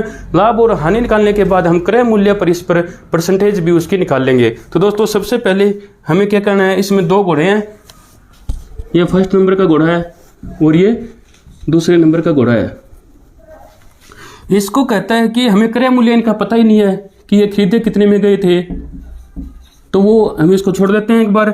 इसमें लाभ या हानि हमें दिया गया है, इस पर 10% लाभ हुआ है, इस पर 10% हमें हानि हुई है। तो दोस्तों अब हम इसको किस प्रकार से हल करेंगे, इसका हम लिखते हैं विक्रय मूल्य। विक्रय मूल्य इसमें कितना आ जाएगा, ये भी 990 रुपये में बेचा गया है और ये भी 990 रुपये में बेचा गया है।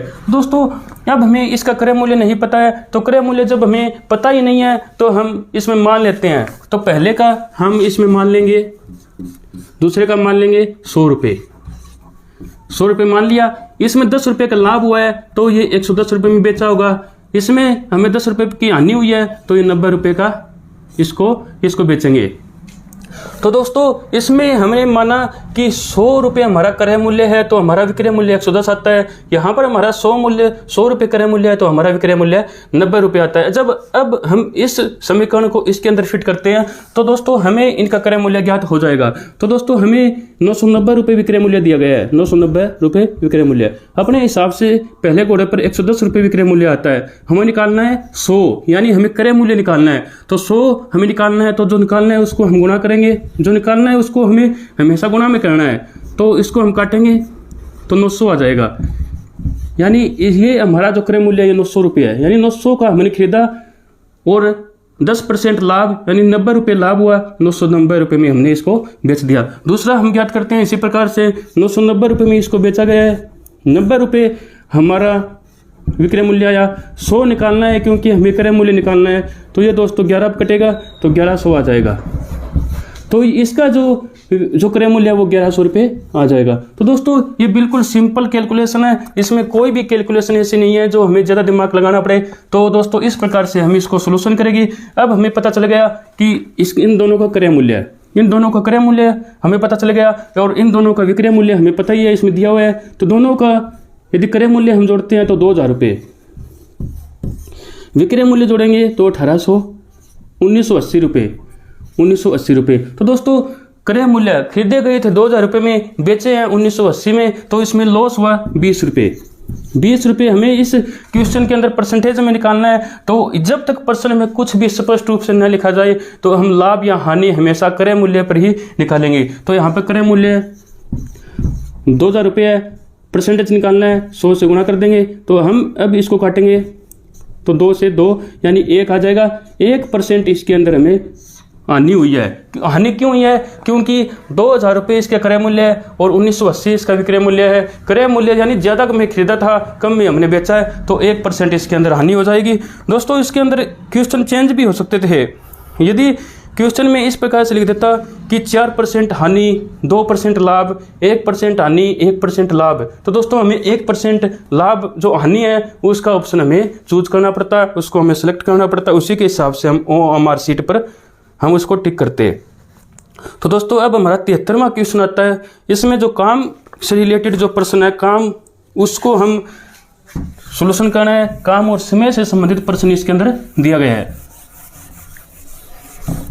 दोस्तों इन सवालों को कहने के अनेक तरीके हो सकते हैं, लेकिन मैंने इनमें से वही तरीका यूज किया है जो एक फ्रेश कैंडिडेट को भी और एक एक्सपीरियंस जो कैंडिडेट है जो 4, 5, 2, 3 सालों से तैयारी कर रहा है उसको भी अच्छे से समझ में आ जाए। तो दोस्तों जब आप इनकी प्रैक्टिस करोगे तो आपको अपने खुद के फार्मूले भी इसके अंदर निकलने लग जाएंगे। तो दोस्तों मैंने आपको इस प्रकार से इनका करवाया है और मैंने वही मेथड यूज किया है जो ज़्यादा मुश्किल नहीं है, जो कंसेप्ट बेस भी है और ज़्यादा सिंपल भी है और इसमें ज़्यादा टाइम भी नहीं लगेगा। दोस्तों इसमें जो 73वां प्रश्न है वो है राम और श्याम 2 व्यक्ति है। एक राम है, एक श्याम है, ये 2 व्यक्ति है और वो दोनों मिलकर एक काम को 8 दिन में करते हैं। 3 दिन बाद राम बीमार पड़ गया। ये जो राम है ये 3 दिन बाद में बीमार हो गया और शेष काम को फिर श्याम ने पूरा किया है, 15 दिन में किया। शेष काम को श्याम ने 15 दिन में पूरा किया। अब ये श्याम का नहीं पूछ रहा, इसने राम का पूछा है कि राम अकेला उस काम को कितने दिनों में पूरा कर देगा। राम अकेला उस काम को कितने दिनों में पूरा कर देगा। तो दोस्तों ये हमारा इसके अंदर क्वेश्चन दिया गया है। राम और श्याम 2 व्यक्ति हैं, दोनों मिलकर एक काम को 8 दिन में करते हैं। 3 दिन बाद में राम बीमार हो जाता है, श्याम उस शेष बचे हुए काम को 15 दिन में करता है। अब इसने पूछा है कि राम अकेला उस काम को कितने दिनों में पूरा कर देगा। तो दोस्तों ये हमें किस प्रकार से निकालेंगे? सबसे पहले हम देखते हैं इन दोनों का जो काम है जो 8 दिन में कर लेते हैं उसका हमें 1 दिन का काम निकालना है। 1 दिन का काम हो जाएगा 1/8। हम इसका 2 दिन का निकालेंगे तो 2/8, 3 दिन का निकालेंगे तो 3/8, 8 दिन का निकालेंगे तो 8/8, काटेंगे 1 यानी काम कंप्लीट। तो दोस्तों इस प्रकार 1 दिन का काम हमने निकाला 1/8 और उन्होंने कहा है कि 3 दिन तक दोनों ने मिलकर काम किया है। क्योंकि राम 3 दिन बाद में बीमार हुआ है तो 3 दिन तक तो दोनों ने मिलकर काम किया होगा, तो 3 दिन तक काम हो गया 3/8। क्योंकि 2 दिन का 2/8, 3 दिन का 3/8, 4 दिन का 4/8, तो 3/8 काम पूरा हो चुका है। यानी 8 में से 3 काम कंप्लीट हो चुका है, बाकी बचा 5/8। 8 में से हम 3 काम हो चुका है तो 5 बचा है, 5 के बटे में 8, इतना काम बच चुका है। और इतने काम को श्याम ने 15 दिन में कर दिया। यानी शाम जो शेष बचा काम है उसको श्याम ने 15 दिन में कर दिया। इस काम को श्याम ने 15 दिन में कर दिया। यदि हम निकालेंगे इसको हम यदि पूरा निकालेंगे कि श्याम अकेला उस काम को पूरे काम को कितने दिनों में कर सकता है, तो हम इसको उल्ट देंगे। जब हम पूरा निकालते हैं तो इसको हम उल्ट देंगे, गुणा में 15 कर देंगे। ये 3 पे कटेगा, 8 × 24। श्याम उस अकेले काम को 24 दिन में पूरा कर सकता है। अकेले काम को 24 दिन में पूरा कर सकते हैं। दोस्तों अब हम यहाँ तक इस क्वेश्चन को समझने का प्रयास करते हैं। राम और श्याम दोनों मिलकर 8 दिन में काम को पूरा कर सकते हैं। श्याम अकेला उस काम को 24 दिन में पूरा कर सकता है। अब हम राम का आसानी से निकाल सकते हैं कि राम अकेला उस काम को कितने दिनों में पूरा कर देगा। तो दोस्तों इन दोनों का 1 दिन का काम है 1/8, दोनों जब मिलकर काम करते हैं। और श्याम का 1 दिन का काम होगा 1/24। 2 दिन का निकालेंगे तो 2/24, 3 दिन का निकालेंगे 3/24, 24 दिन का निकालेंगे तो 24/24। इस प्रकार से हम इसको करेंगे, 1 पे कट जाएगा तो ये काम कंप्लीट हो जाएगा। तो दोस्तों 1 दिन का दोनों का काम, 1 दिन का श्याम का काम, जो बचा वो राम का काम आ गया। राम का काम आ गया। दोनों के काम में से हमने श्याम का काम इसमें घटा दिया तो जो बचेगा वो राम का ही आएगा। इसको हम सोल्व करते हैं। 24 से इसका एलसीएम आया तो इसमें 3 - में 1, 2/24। जब हम इसको पूरे को निकालते हैं तो हम इसको उल्ट देंगे, 24/2, ये 12 आप कट जाएगा तो उत्तर आ जाएगा 12 दिन। तो श्याम उस काम को 12 दिन में पूरा कर देगा, तो राम उस काम को 12 दिन में पूरा कर देगा। तो दोस्तों इसका उत्तर आ जाएगा अपना ऑप्शन नंबर जो 73वें नंबर का है ए, यानी 12 दिन इसका सही उत्तर होगा। और इसके अंदर दोस्तों इन सवालों के अंदर आपको कुछ भी समझ में नहीं आता है तो आप कमेंट के जरिए पूछ सकते हो। मैं दोस्तों पूरी प्रयत्न करूंगा कि कमेंट के माध्यम से आपकी जो भी संख्या है, जो भी डाउट है, वो मैं आपको दूर कर सकूं। दोस्तों अब 74वें नंबर का जो क्वेश्चन है उसको करते हैं। जो 74वें नंबर का जो क्वेश्चन है उसका हम अब सॉल्यूशन करेंगे। उसके अंदर दिया गया है कि 2 नल किसी हौज को क्रम से 2 घंटे व 3 घंटे में अलग अलग भर सकते हैं। यदि दोनों नल एक साथ खोल दिए जाएं तो हौज कितने मिनट में भर जाएगा। दोस्तों इसमें भरने का जो दिया गया है वो घंटे में दिया गया है, लेकिन हमसे पूछा मिनट में है। तो दोस्तों हम निकालते हैं, ये फर्स्ट हौज है, ये फर्स्ट नल है और ये दूसरा नल है। ये 2 घंटे में भरता है और ये 3 घंटे में भरता है। तो दोस्तों ये 1 घंटे में कितना भरेगा, 1/2, और ये 1 घंटे में कितना भरेगा, 1/3। जो पहले वाले जो क्वेश्चन में फार्मूला था वो इसके अंदर लग जाएगा, क्योंकि 1 घंटे में 1/2, 2 घंटे में 2/2, यानी जो हो जाए वो पूरा भर जाएगा। तो उनका 1 घंटे का निकाल लेंगे। 1 घंटे का हमने निकाल लिया। दोनों मिलकर, यानी दोनों एक साथ खोल दिए इनको, यानी दोनों अब ये मिलकर भरेंगे। तो हम इसमें प्लस का लगा देंगे क्योंकि दोनों मिलकर भर रहे हैं। अब हम इसका एलसीएम लेंगे, 6 आ जाएगा, 3 + 2, 5/6। ये आ गया उनका 1 घंटे का, क्योंकि हमने 1 घंटे का निकाला है तो ये आ गया 1 घंटे का। हमें निकालना है कि वो पूरे के पूरा कितने मिनट में भर देगा। जब हम पूरा का पूरा निकालते हैं तो उसको हम उल्ट देंगे, 6/5।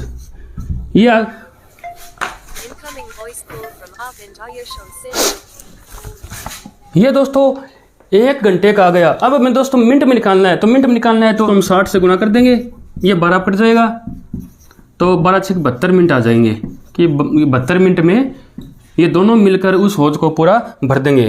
तो ये दोस्तों इसका 72, ऑप्शन नंबर बी इसका सही जवाब होगा। तो ऑप्शन नंबर बी 72 74वें क्वेश्चन का सही जवाब है। अब दोस्तों हमें 75वां क्वेश्चन करते हैं, और इस 75वें क्वेश्चन में हमें 75वें क्वेश्चन में दिया गया है कि यदि रमेश धारा की दिशा में 6 किलोमीटर प्रति घंटा की चाल से तथा धारा की विपरीत दिशा में 4 किलोमीटर प्रति घंटा की चाल से तैर सकता है, तो रमेश की स्थिर जल में गति तथा नदी की चाल क्या होगी। तो दोस्तों अब हम इस सवाल को एक जैसे कंसेप्ट के हिसाब से करते हैं। मैं आपको इसकी डिटेल बताता हूँ। जैसे ये कोई धारा है, ये इस दिशा में बह रही है, इस दिशा में बह रही है, और इसकी स्पीड 5 किलोमीटर प्रति घंटा है। जैसे इसमें रमेश नाम दिया है तो हम इसमें रमेश नाम ही ले लेते हैं, रमेश नाम। और ये रमेश 7 किलोमीटर प्रति घंटे की चाल से चलता है। मान लीजिए 7 किलोमीटर प्रति घंटे की चाल से चलता है। यदि वह धारा की दिशा में ही चलेगा, धारा जिस हिसाब से जल जा रहा है, पानी जा रहा है, उसी हिसाब से ये चलेगा, उसी साइड में ये चलेगा, तो 5 किलोमीटर तो नदी की चाल हो जाएगी, जल की चाल हो जाएगी, 7 किलोमीटर इसकी खुद की चाल हो जाएगी। तो दोनों मिलकर और अधिक तेज गति से वो चलेंगे, यानी 5 किलोमीटर की स्पीड से जल चलेगा और 7 किलोमीटर की स्पीड से रमेश चलेगा। दोनों मिलकर ये 12 किलोमीटर की स्पीड से चलेंगे, क्योंकि 5 तो नदी की है, 7 रमेश की हो जाएगी, तो चाल इनकी जुड़कर 12 किलोमीटर प्रति घंटा हो जाएगी।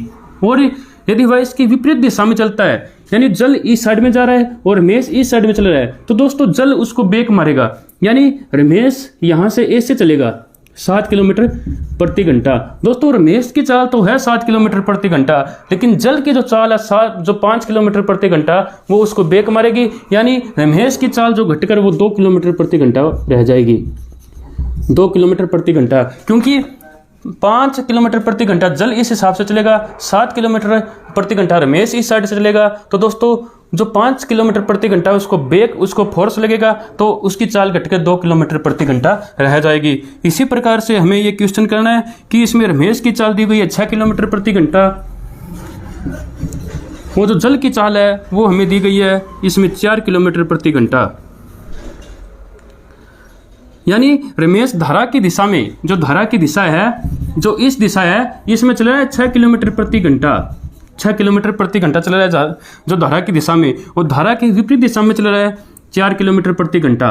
ये जो धारा के विपरीत है ये चल रहा है 4 किलोमीटर प्रति घंटा। तो दोस्तों हमें इसमें रमेश की शीतल जल में गति और नदी की चाल क्या होगी ये हमें इसमें बताना है। तो दोस्तों इसके अंदर हम इसको किस प्रकार से हल करेंगे, वह इसकी दिशा में जा रहा है 6 किलोमीटर प्रति घंटा। तो दोस्तों इसके अंदर जो नदी की चाल भी शामिल है, रमेश की चाल भी शामिल है, और ये विपरीत दिशा में जा रहा है 4 किलोमीटर प्रति घंटा। तो जो नदी का जल है वो उसको फोर्स मार रहा है, बेक उसको कर रहा है। तो दोस्तों ऐसे क्वेश्चन को करने का सबसे आसान तरीका तो ये है कि इन दोनों को हम जोड़ देते हैं। तो 10 आया 10 किलोमीटर प्रति घंटा।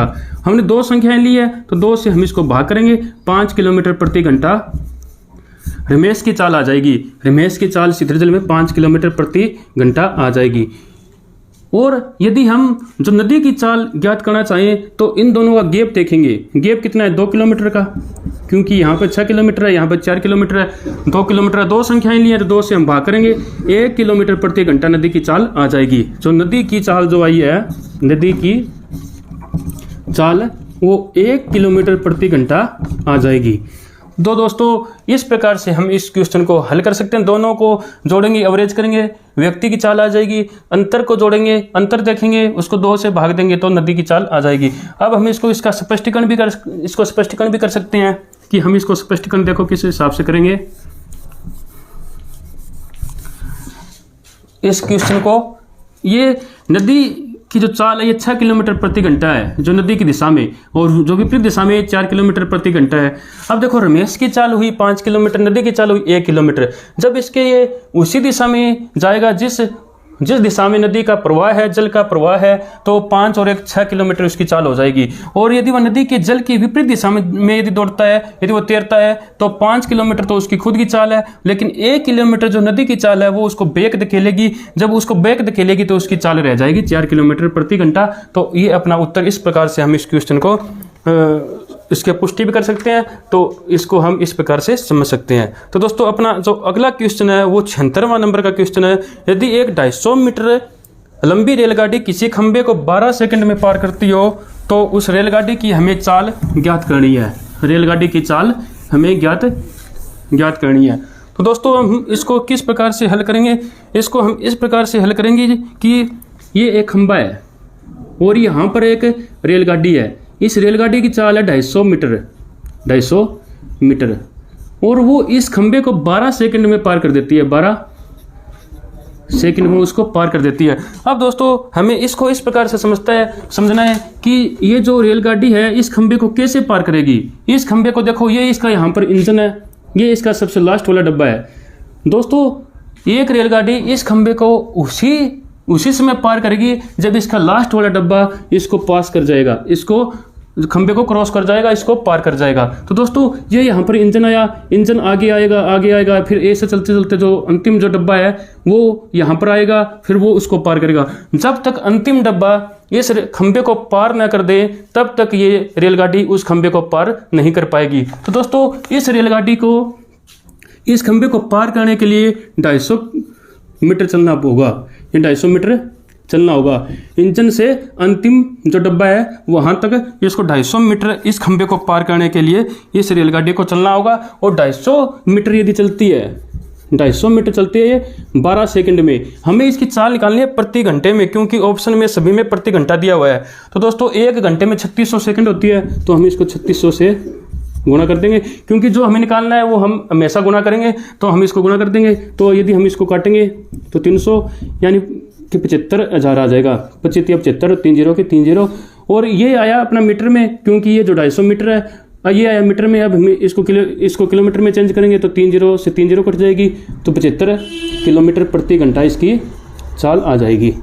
रेलगाड़ी की चाल आ जाएगी 75 किलोमीटर प्रति घंटा। इस रेलगाड़ी को इस खंबे को पार करने के लिए इंजन से लेकर आखिरी डब्बे तक को इसको क्रॉस करना होगा। यानी ये ऐसे चलेगी, चलते चलते इसका अंतिम डब्बा यहाँ पर आएगा, इंजन यहाँ पर आ जाएगा, अंतिम डब्बा यहाँ पर आ जाएगा। यानी इसको पूरे को इस खंबे को क्रॉस करना होगा, तब जाकर ये रेलगाड़ी इस खंबे को क्रॉस कर पाएगी। तो 12 सेकंड में करती है 250 मीटर, 3600 में करेगी 75,000 मीटर। हम इसको किलोमीटर में चेंज किया, 75 किलोमीटर प्रति घंटा इसकी चाल आ जाएगी। तो ऑप्शन नंबर डी इसका सही जवाब होगा, 75 किलोमीटर प्रति घंटा। अब दोस्तों इसमें 77वां नंबर का क्वेश्चन है, किस राशि पर साधारण ब्याज 7% की दर से 4 वर्ष में 70 रुपये होगा। तो दोस्तों हमें निकालना है कि साधारण ब्याज इसमें दे रखे हैं 70 रुपये, उसमें ब्याज हो गया 7% की दर से ब्याज की दर है, 4 वर्ष में है, यानी कोई राशि है जिस पर 4 वर्षों में 7% की दर से 70 रुपये ब्याज हो जाता है। तो वो हमें राशि निकालनी है कि ऐसी कौन सी राशि है जिस पर 4 वर्षों में 7% की दर से 70 रुपये ब्याज बन जाता है। तो दोस्तों ये साधारण सिंपल साधारण ब्याज का सवाल है। साधारण ब्याज जैसे हमें 5वीं छठी कक्षा में करते हैं, सेम वही इसके अंदर क्वेश्चन दिया गया है। साधारण ब्याज का क्या फॉर्मूला होता है? मूलधन गुणा दर गुणा समय बटे 100 इसलिए किया क्योंकि दर परसेंटेज में है, तो 7/100 हम इस यहाँ पर करेंगे। साधारण ब्याज 70 रुपये इसमें दिया गया है, मूलधन हमें ज्ञात करना है और दर इसमें 7 दी है, समय 4 दिया है, बटे में 100। ये 100 इस साइड में भाग में है, इस साइड में जाके गुणा में होंगे, तो ये 7000 हो जाएंगे, 2 जीरो लग जाएगी। इस साइड में 7 चौक 28 है, ये 28 इस साइड में जाके इस साइड में गुणा में है, तो इस साइड में जाके भाग में होंगे, और इस साइड में क्या बचेगा? अपना मूलधन बचेगा। तो दोस्तों हम इसको 7 चौक 28, 7 एकम 7, 7 चौक 28, 3 जीरो की 3 जीरो। अब हम इसको काटेंगे तो ये 250 पर कट जाएगा, तो 250 इसका उत्तर आ जाएगा कि 250 मूलधन। तो दोस्तों इस सवाल के अंदर कुछ नहीं है, इसके अंदर इस जो फार्मूला है मूलधन गुणा दर गुणा समय बटे 100, इसके अंदर इसकी रकम को रखनी है और हमें ये सवाल कर देना है, और इसके अंदर कोई भी लॉजिक इसमें नहीं है। तो बिल्कुल सिंपल और आसान सवाल है। और अब हम 78वें नंबर का क्वेश्चन देखते हैं, जिसमें लिखता है कि किसी परिवार के 7 सदस्यों की औसत आयु 18 वर्ष है। यदि उसके परिवार के सबसे बड़े सदस्य को छोड़ दिया जाए तो शेष सदस्यों की औसत आयु 5 वर्ष कम हो जाती है। परिवार के सबसे बड़े सदस्यों की आयु क्या है? तो सबसे बड़े सदस्य की दो, इसमें क्या दिया हुआ है कि एक परिवार है, उसके अंदर 7 सदस्य है और उसकी औसत एवरेज जो है उनकी आयु की वो 18 वर्ष है, तो उनकी टोटल आयु हो जाएगी 126 हो जाएगी। अब ये कहता है कि सबसे बड़े सदस्य को निकाल दिया तो 7 से लेकर 6 उनके सदस्यों की संख्या हो जाएगी, और जो आयु है वो 5 वर्ष कम हो जाती है औसत आयु, तो ये 5 वर्ष कम होकर 13 रह जाएगी, तो 13 6 78।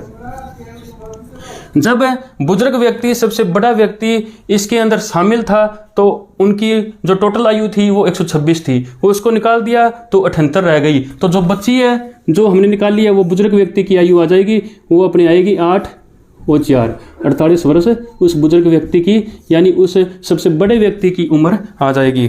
तो ऐसे हम इस सवाल को एक क्वेश्चन को हल करेंगे, और इसका ऑप्शन नंबर ए जो है 78वें नंबर का क्वेश्चन, उसका ऑप्शन नंबर ए इसका सही जवाब हो जाएगा। अब दोस्तों इसके अंदर मैंने 2 क्वेश्चन ऐसे शामिल किए हैं जो कि आपका कंसेप्ट क्लियर कर देंगे, एक आयत का और एक वर्ग का। ये हम दोनों अब करते हैं, ये हम कंसेप्ट के साथ चलेंगे, और ये दोनों समझने के बाद क्वेश्चन आपको आयत के परिमाप, आयत का क्षेत्रफल, वर्ग का परिमाप और वर्ग के क्षेत्रफल में आज तक जो भी समस्या आती रही है वो आगे से नहीं आएगी। दोस्तों इसमें एक वर्ग है, जैसे वर्ग क्या होता है? जिसकी चारों ओर की भुजाएं समान हो, चारों ओर की भुजाएं समान हो, चारों भुजाएं समान हो, ये एक वर्ग है, स्क्वायर है। और इसमें लिखा है कि इसका क्षेत्रफल 144 वर्ग मीटर है। इसमें हमें इसका क्षेत्रफल दे दिया 144 वर्ग मीटर। हमें इसका परिमाप ज्ञात करना है। तो दोस्तों इसका परिमाप क्या होता है? जैसे वर्ग है, वर्ग का परिमाप क्या होता है? वर्ग का परिमाप क्या होता है? परिमाप होता है चारों ओर की दूरी। ये यहां से कोई व्यक्ति चला तो यहां की दूरी, यहां की दूरी, यहां की दूरी और यहां की दूरी, ये चारों ओर की जो घेरा है, इसकी जो दूरी है वही इसका परिमाप होता है। यदि ये 7 मीटर है, ये 7 मीटर है, ये 7 मीटर है, तो ये 7 मीटर है, तो इसका परिमाप कितना हो जाएगा? 28 मीटर। क्योंकि चारों ओर की जो लंबाई है, जो इसकी दूरी है, वही तो इसका परिमाप होता है। तो यदि हम इसके चारों ओर की जो इसकी दूरी है, जो इसकी लंबाई है, वो हम जोड़ेंगे तो 28 मीटर आएगा। तो अब इसका एक फार्मूला बनाया गया ताकि हमें इन चारों की जो चारों भुजाएं हैं, इनकी हमें जो दूरी है, जो लंबाई है, वो हमें जोड़नी न पड़े। तो इसका क्या बनाया गया फार्मूला? 4 गुणा में 1 भुजा की लंबाई, 1 भुजा की लंबाई, ताकि हम इसको आसानी से हल कर सकें। दोस्तों मैथ क्या होता है? मैथ के फार्मूले क्या आते हैं? देखो समस्याएं तो होती है, लेकिन फार्मूले ऐसे होते हैं जो उस समस्याओं का शीघ्रता से, सरलता से समाधान हमें दे दे, वो हमारे फार्मूले होते हैं। तो यही ये फार्मूला इसका बनाया गया। 4 गुणा में 1 भुजा की लंबाई कितनी है? 7 मीटर, तो 28 मीटर आ गया, 4 7 28 मीटर। तो यही हमने यहाँ पर निकाला था। तो परिमाप का फार्मूला हमारे पास आया 4 गुणा 1 भुजा की लंबाई। और क्षेत्रफल क्या होता है, इसका क्षेत्रफल का फार्मूला होता है भुजा गुणा भुजा, भुजा गुणा भुजा हम निकालेंगे तो ये हमें सारा इसका क्षेत्रफल हमें ज्ञात हो जाएगा। तो दोस्तों इसमें हमें यदि अक्षेत्रफल दिया है तो हमें अक्षेत्रफल का ही फार्मूला यूज करना है, जो हमें दिया होता है उसी का फार्मूला हम लेकर चलते हैं। तो ये हम जो क्वेश्चन है उसको सोल्यूशन हम कर सकते हैं। तो दोस्तों कैसे करते हैं, इसका अक्षेत्रफल हमें दिया हुआ है 144 वर्ग मीटर और हम इसकी भुजा मान लेते हैं r, इसकी भुजा मान लेते हैं r। तो हमें पता है क्योंकि इसका क्षेत्रफल का फार्मूला होता है भुजा गुणा भुजा, तो यानी r गुणा r बराबर में 144 वर्ग मीटर हम रखेंगे। r से गुणा करेंगे तो r की स्क्वायर बराबर में 144, ये स्क्वायर उस साइड में जाके क्या हो जाएगा वर्गमूल, तो r बराबर में कितना आ गया 12 मीटर आ गया। तो दोस्तों एक भुजा जब इसकी 12 है तो हम इसका परिमाप निकाल सकते हैं, क्योंकि परिमाप का फॉर्मूला पता है 4 गुणा 1 भुजा की लंबाई और एक भुजा कितनी आ गई 12 मीटर। तो हम इसका परिमाप निकाल देंगे इसी फॉर्मूले के अंदर रखकर कि 4 गुणा 1 भुजा की लंबाई 12 बराबर में 48 मीटर, इसका परिमाप आ जाएगा। तो यानी ये जो हमें वर्ग इस क्वेश्चन के अंदर दिया गया है उसकी चारों भुजाएं 12 मीटर 12 मीटर 12 मीटर 12 मीटर है। यदि हम इसका परिमाप निकालेंगे तो 48 मीटर आ जाएगा, हम क्षेत्रफल निकालेंगे तो 144 वर्ग मीटर आ जाएगा। तो ये हमारा क्वेश्चन था जो हमने कंसेप्ट के साथ किया। अब हमारा 80वां नंबर का जो क्वेश्चन है वो आता है आयत का। आयत का भी सेम ही क्वेश्चन इसके अंदर डाला है, जिसमें लंबाई चौड़ाई दी गई है और हमें इसे के क्षेत्रफल और परिमाप से संबंधित ये क्वेश्चन है। आपको आयत का परिमाप और क्षेत्रफल भी इसके जरिए क्लियर हो जाएगा। तो दोस्तों देखते हैं कैसे है। एक आयत है, आयत क्या होता है, जिसकी आमने सामने की भुजा समान हो, आमने सामने की भुजा समान हो। ये भुजा इसके समान है, ये भुजा इसके समान है। ये यदि 10 मीटर है तो ये भी 10 मीटर है, ये यदि 5 मीटर है तो ये भी 5 मीटर है। तो ये होता है आयत, आमने सामने की भुजा, यानी इसकी जो लंबाई है वो भी समान होगी, इसकी जो चौड़ाई है वो भी समान होगी। इसका यदि हम परिमाप निकालेंगे, मैंने पहले बताया वही होता है परिमाप, आयत का परिमाप। परिमाप क्या होता है कि चारों ओर की दूरी 10 5 15 और 10 25 और 5 30 मीटर इसका परिमाप आ जाएगा, 30 मीटर इसका परिमाप आ जाएगा। दोस्तों इसका एक सूत्र बनाया गया ताकि हम इसका परिमाप आसानी से निकाल सकें, यानी शीघ्रता से निकाल सकें। तो उसका सूत्र कैसे बनाया गया, इसके अंदर लंबाई और लंबाई समान है तो इसमें 2 लंबाई लिख दी, चौड़ाई समान है, हमें जोड़ना है तो क्योंकि जोड़ना ही है, क्यों 10 5 15 10 25 5 30 जोड़ा ही है तो जोड़ना ही है, तो हम इसमें जोड़ लगाएंगे, तो जोड़ लगा दिया। अब इसमें दोनों जो चौड़ाई है वो भी समान है तो हमने इसमें 2 ब्रेथ लिख दिया, यानी इसकी चौड़ाई लिख दी।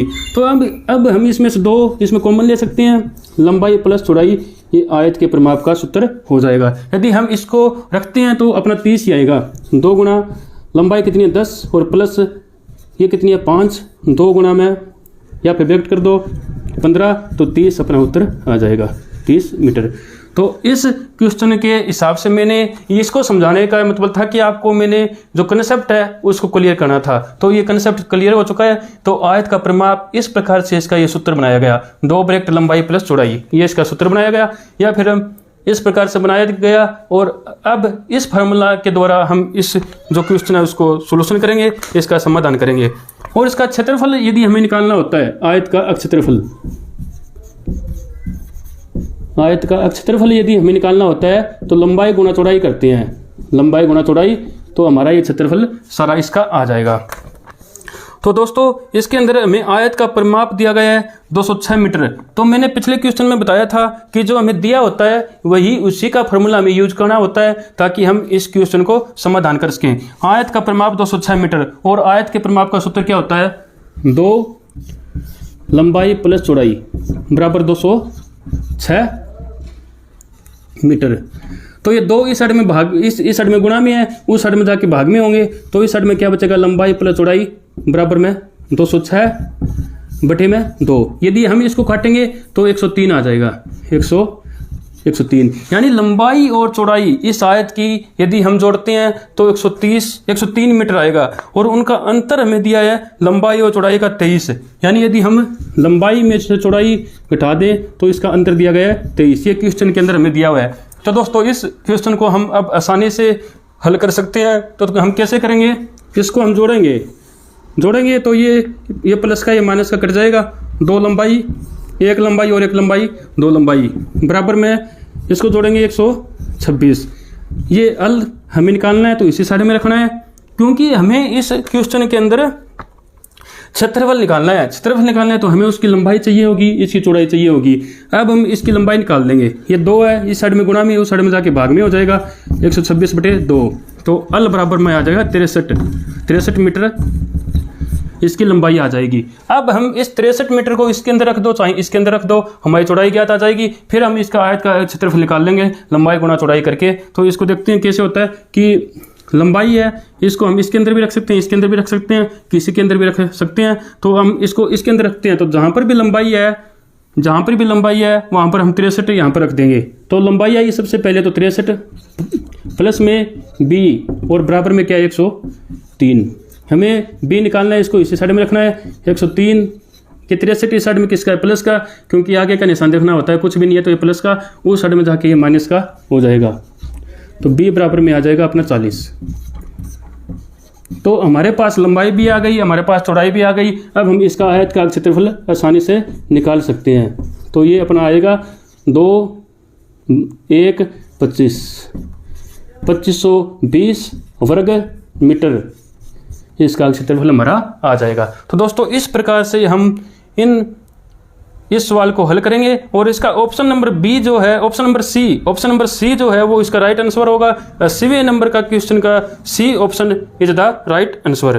तो दोस्तों ये हमने सभी सवाल इस क्वेश्चन पेपर के जो रीजनिंग और मैथ के थे वो मैंने आपको सोल्यूशन दे दिए हैं। मैथ और रीजनिंग का जो क्वेश्चन है उनका सोल्यूशन करने के बाद में हम वापस अपने क्वेश्चन पेपर में आते हैं। जो आखिरी 20% अपने बचते हैं, जो 81 से 90 तक इंग्लिश के प्रश्न है और 91 से 100 तक जिसमें दोस्तों हिंदी के प्रश्न दिए गए हैं। तो सबसे पहले हम हिंदी के प्रश्न करते हैं, बाद में हम दोस्तों इंग्लिश के प्रश्न करेंगे।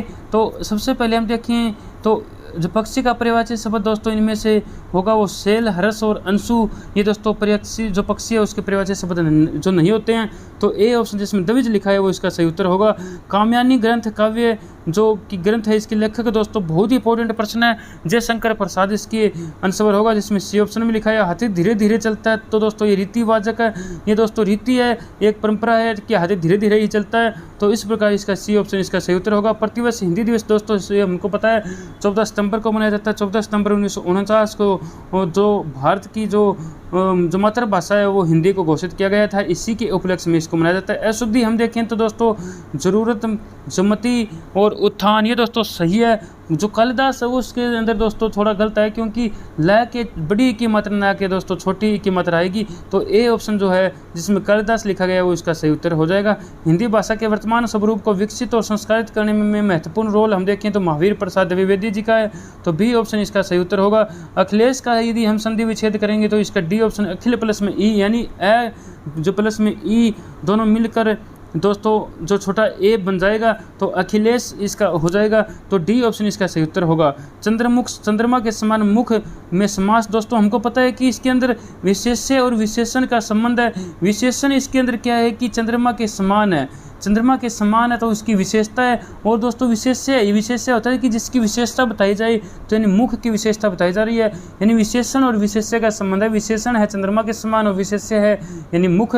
तो इसके अंदर विशेषण और विशेष्य का संबंध होने के कारण यानी इसके अंदर एक सबसे पहले विशेषता आती है और बाद में जिसकी विशेषता बताई जाए वो शब्द आता है। तो सबसे पहले विशेषता इसके अंदर आई चंद्रमा के समान और बाद में किसकी विशेषता बताई गई यानी मुख की विशेषता बताई गई, तो वो दोस्तों मुख आएगा। तो इस प्रकार इसका अपना ऑप्शन नंबर जो सी है जिसमें कर्मधारय समास लिखा अपना सही उत्तर हो जाएगा। अतिथि का विलोम शब्द दोस्तों आतिथ्य हो जाएगा यानी आतिथ्य ही हो जाएगा। ये ऑप्शन इसका सही उत्तर होगा। आगे हम देखेंगे निम्न वाक्यांश के लिए एक शब्द छांटना है, वह कवि जो तत्काल कविता करने में जो कुशल हो उसको दोस्तों हम आंसू कवि कहेंगे। तो इसका डी ऑप्शन जिसमें लिखा गया है आंसू कवि वो इसका सही उत्तर हो जाएगा। अब दोस्तों अपने इंग्लिश के प्रश्न करते हैं। हम इंग्लिश के जो अपने 81 से शुरू होते हैं। ये दोस्तों वीडियो बहुत ज़्यादा लंबी हो चुकी है, तो मैं आपको इसका उत्तर मैं आपको इनको बताता हूँ कि जो अपना 81वें नंबर का प्रश्न है कि लेट्स अस प्ले जो ब्लॉक दिया गया है चेस। ये दोस्तों इसके अंदर हम देखें कि ये आर्टिकल का जो क्वेश्चन है इसके अंदर कौन सा आर्टिकल आएगा, ये दोस्तों इसके अंदर पूछा गया है। तो यदि हम आर्टिकल की बात करें तो इसके अंदर दोस्तों नो आर्टिकल आएगा, यानी कोई भी आर्टिकल नहीं आएगा, यानी लेट्स अस प्ले चेस ऐसे ही इसको लिखा जाएगा। ए बैंगन जो ट्री है स्टैंड्स जो बिसाइड इसके अंदर आएगा, तो बी ऑप्शन इसका सही उत्तर हो जाएगा। सेलेक्ट द सिनोनियम पूछा है कि इंसॉल्वेंट का, दोस्तों इसका अपना ए सही उत्तर हो जाएगा। और 84वें नंबर के प्रश्न का जिसमें सिनोनियम जिसमें दोस्तों एटोनियम पूछा है वो दोस्तों एवोक्वाड का, वो दोस्तों डी ऑप्शन क्लीवर इसका सही उत्तर हो जाएगा। Find out the word which is the, यानी जो इसके अंदर करेक्ट जो स्पेलिंग लिखी गई है उसको हमें चूज करना है, तो बी ऑप्शन जिसमें कि रिकमेंडेशन लिखा गया है, बी ऑप्शन इसका सही उत्तर हो जाएगा। अब अपना देखते हैं कि 86वें नंबर के प्रश्न को हम देखते हैं। और 86वें नंबर का जो अपना प्रश्न है उसके अंदर लिखा गया है कि वन वर्ड सब्स्टिट्यूशन का प्रश्न है। होमिसाइड लिखा गया है, होमिसाइड का मतलब होता है कि मर्डर ए मैन, तो ए ऑप्शन इसका सही उत्तर होगा। अब हम देखते हैं कि इसके अंदर एक मुहावरा आइटम जो कि फ्रेश केस से संबंधित प्रश्न है जी, यानी टू जो push somebody to the wall इसके अंदर लिखा गया है, तो डी इसके अंदर सही उत्तर होगा। टू डिफीट हिम इसके अंदर आ जाएगा। अब अपना 88वें नंबर का प्रश्न आता है कि he stood black as a rock and faced the challenge. इसका ये हम देखें तो दोस्तों सॉलिड इसका सही उत्तर आएगा कि सॉलिड की तरह वो चट्टान की भांति अपने चैलेंज की सामने दोस्तों ये चट्टान की भांति खड़ा है, तो इसका बी ऑप्शन इसका सही उत्तर हो जाएगा। अब हम देखें तो प्रपोजन का जो कि प्रपोजिशन का क्वेश्चन है 89वें नंबर का, जिसमें ऑफ आएगा कि this house is made of BRICS, कि यह जो घर है या जो मकान है ये दोस्तों जो ईंटों से बना हुआ है, तो ऑफ आएगा। सेलेक्ट द प्लूरल नाउन इसके अंदर पूछा है, तो दोस्तों मैं आपको बता दूं कैटल इसके अंदर होगा। न्यूज़, पॉलिटिक्स और एथिक्स ये दोस्तों हम सिंगुलर में यूज करते हैं। दोस्तों बहुत ही इंपॉर्टेंट प्रश्न है, तो ये हमको ध्यान में रखना है कि न्यूज़, पॉलिटिक्स और जो एथिक्स है इसको हम सिंगुलर में काउंट करते हैं, तो कैटल इसका सही उत्तर हो जाएगा, जिसमें कि प्लूरल लिखा हुआ है। दोस्तों आगे हिंदी के प्रश्न आते हैं वो दोस्तों हमने देख ही लिए हैं। और इस प्रकार दोस्तों अपने जो चौथे नंबर का वीकली टेस्ट अपने संत रविदास लाइब्रेरी श्यामसुख के अंदर हुआ था उसका हमने कंप्लीट सोल्यूशन कर दिया है। तो दोस्तों आगे हम और भी अपने जो टेस्ट बचे हैं जिनका सोल्यूशन देना रहता है उसके भी दोस्तों हम सोल्यूशन लेकर आएंगे। और दोस्तों मैं आपको बता दूं कि हमने जो भी HSC CET बेस पर जितने भी वीकली टेस्ट हुए हैं उन सभी के अंदर दोस्तों HSC CET से संबंधित महत्वपूर्ण मोस्ट इंपोर्टेंट प्रश्नों को ही शामिल किया है। ये दोस्तों आज आपने चौथे क्वेश्चन पेपर में देख भी लिया होगा। अब हम दोस्तों अपनी आगामी जो क्लास के अंदर मिलेंगे।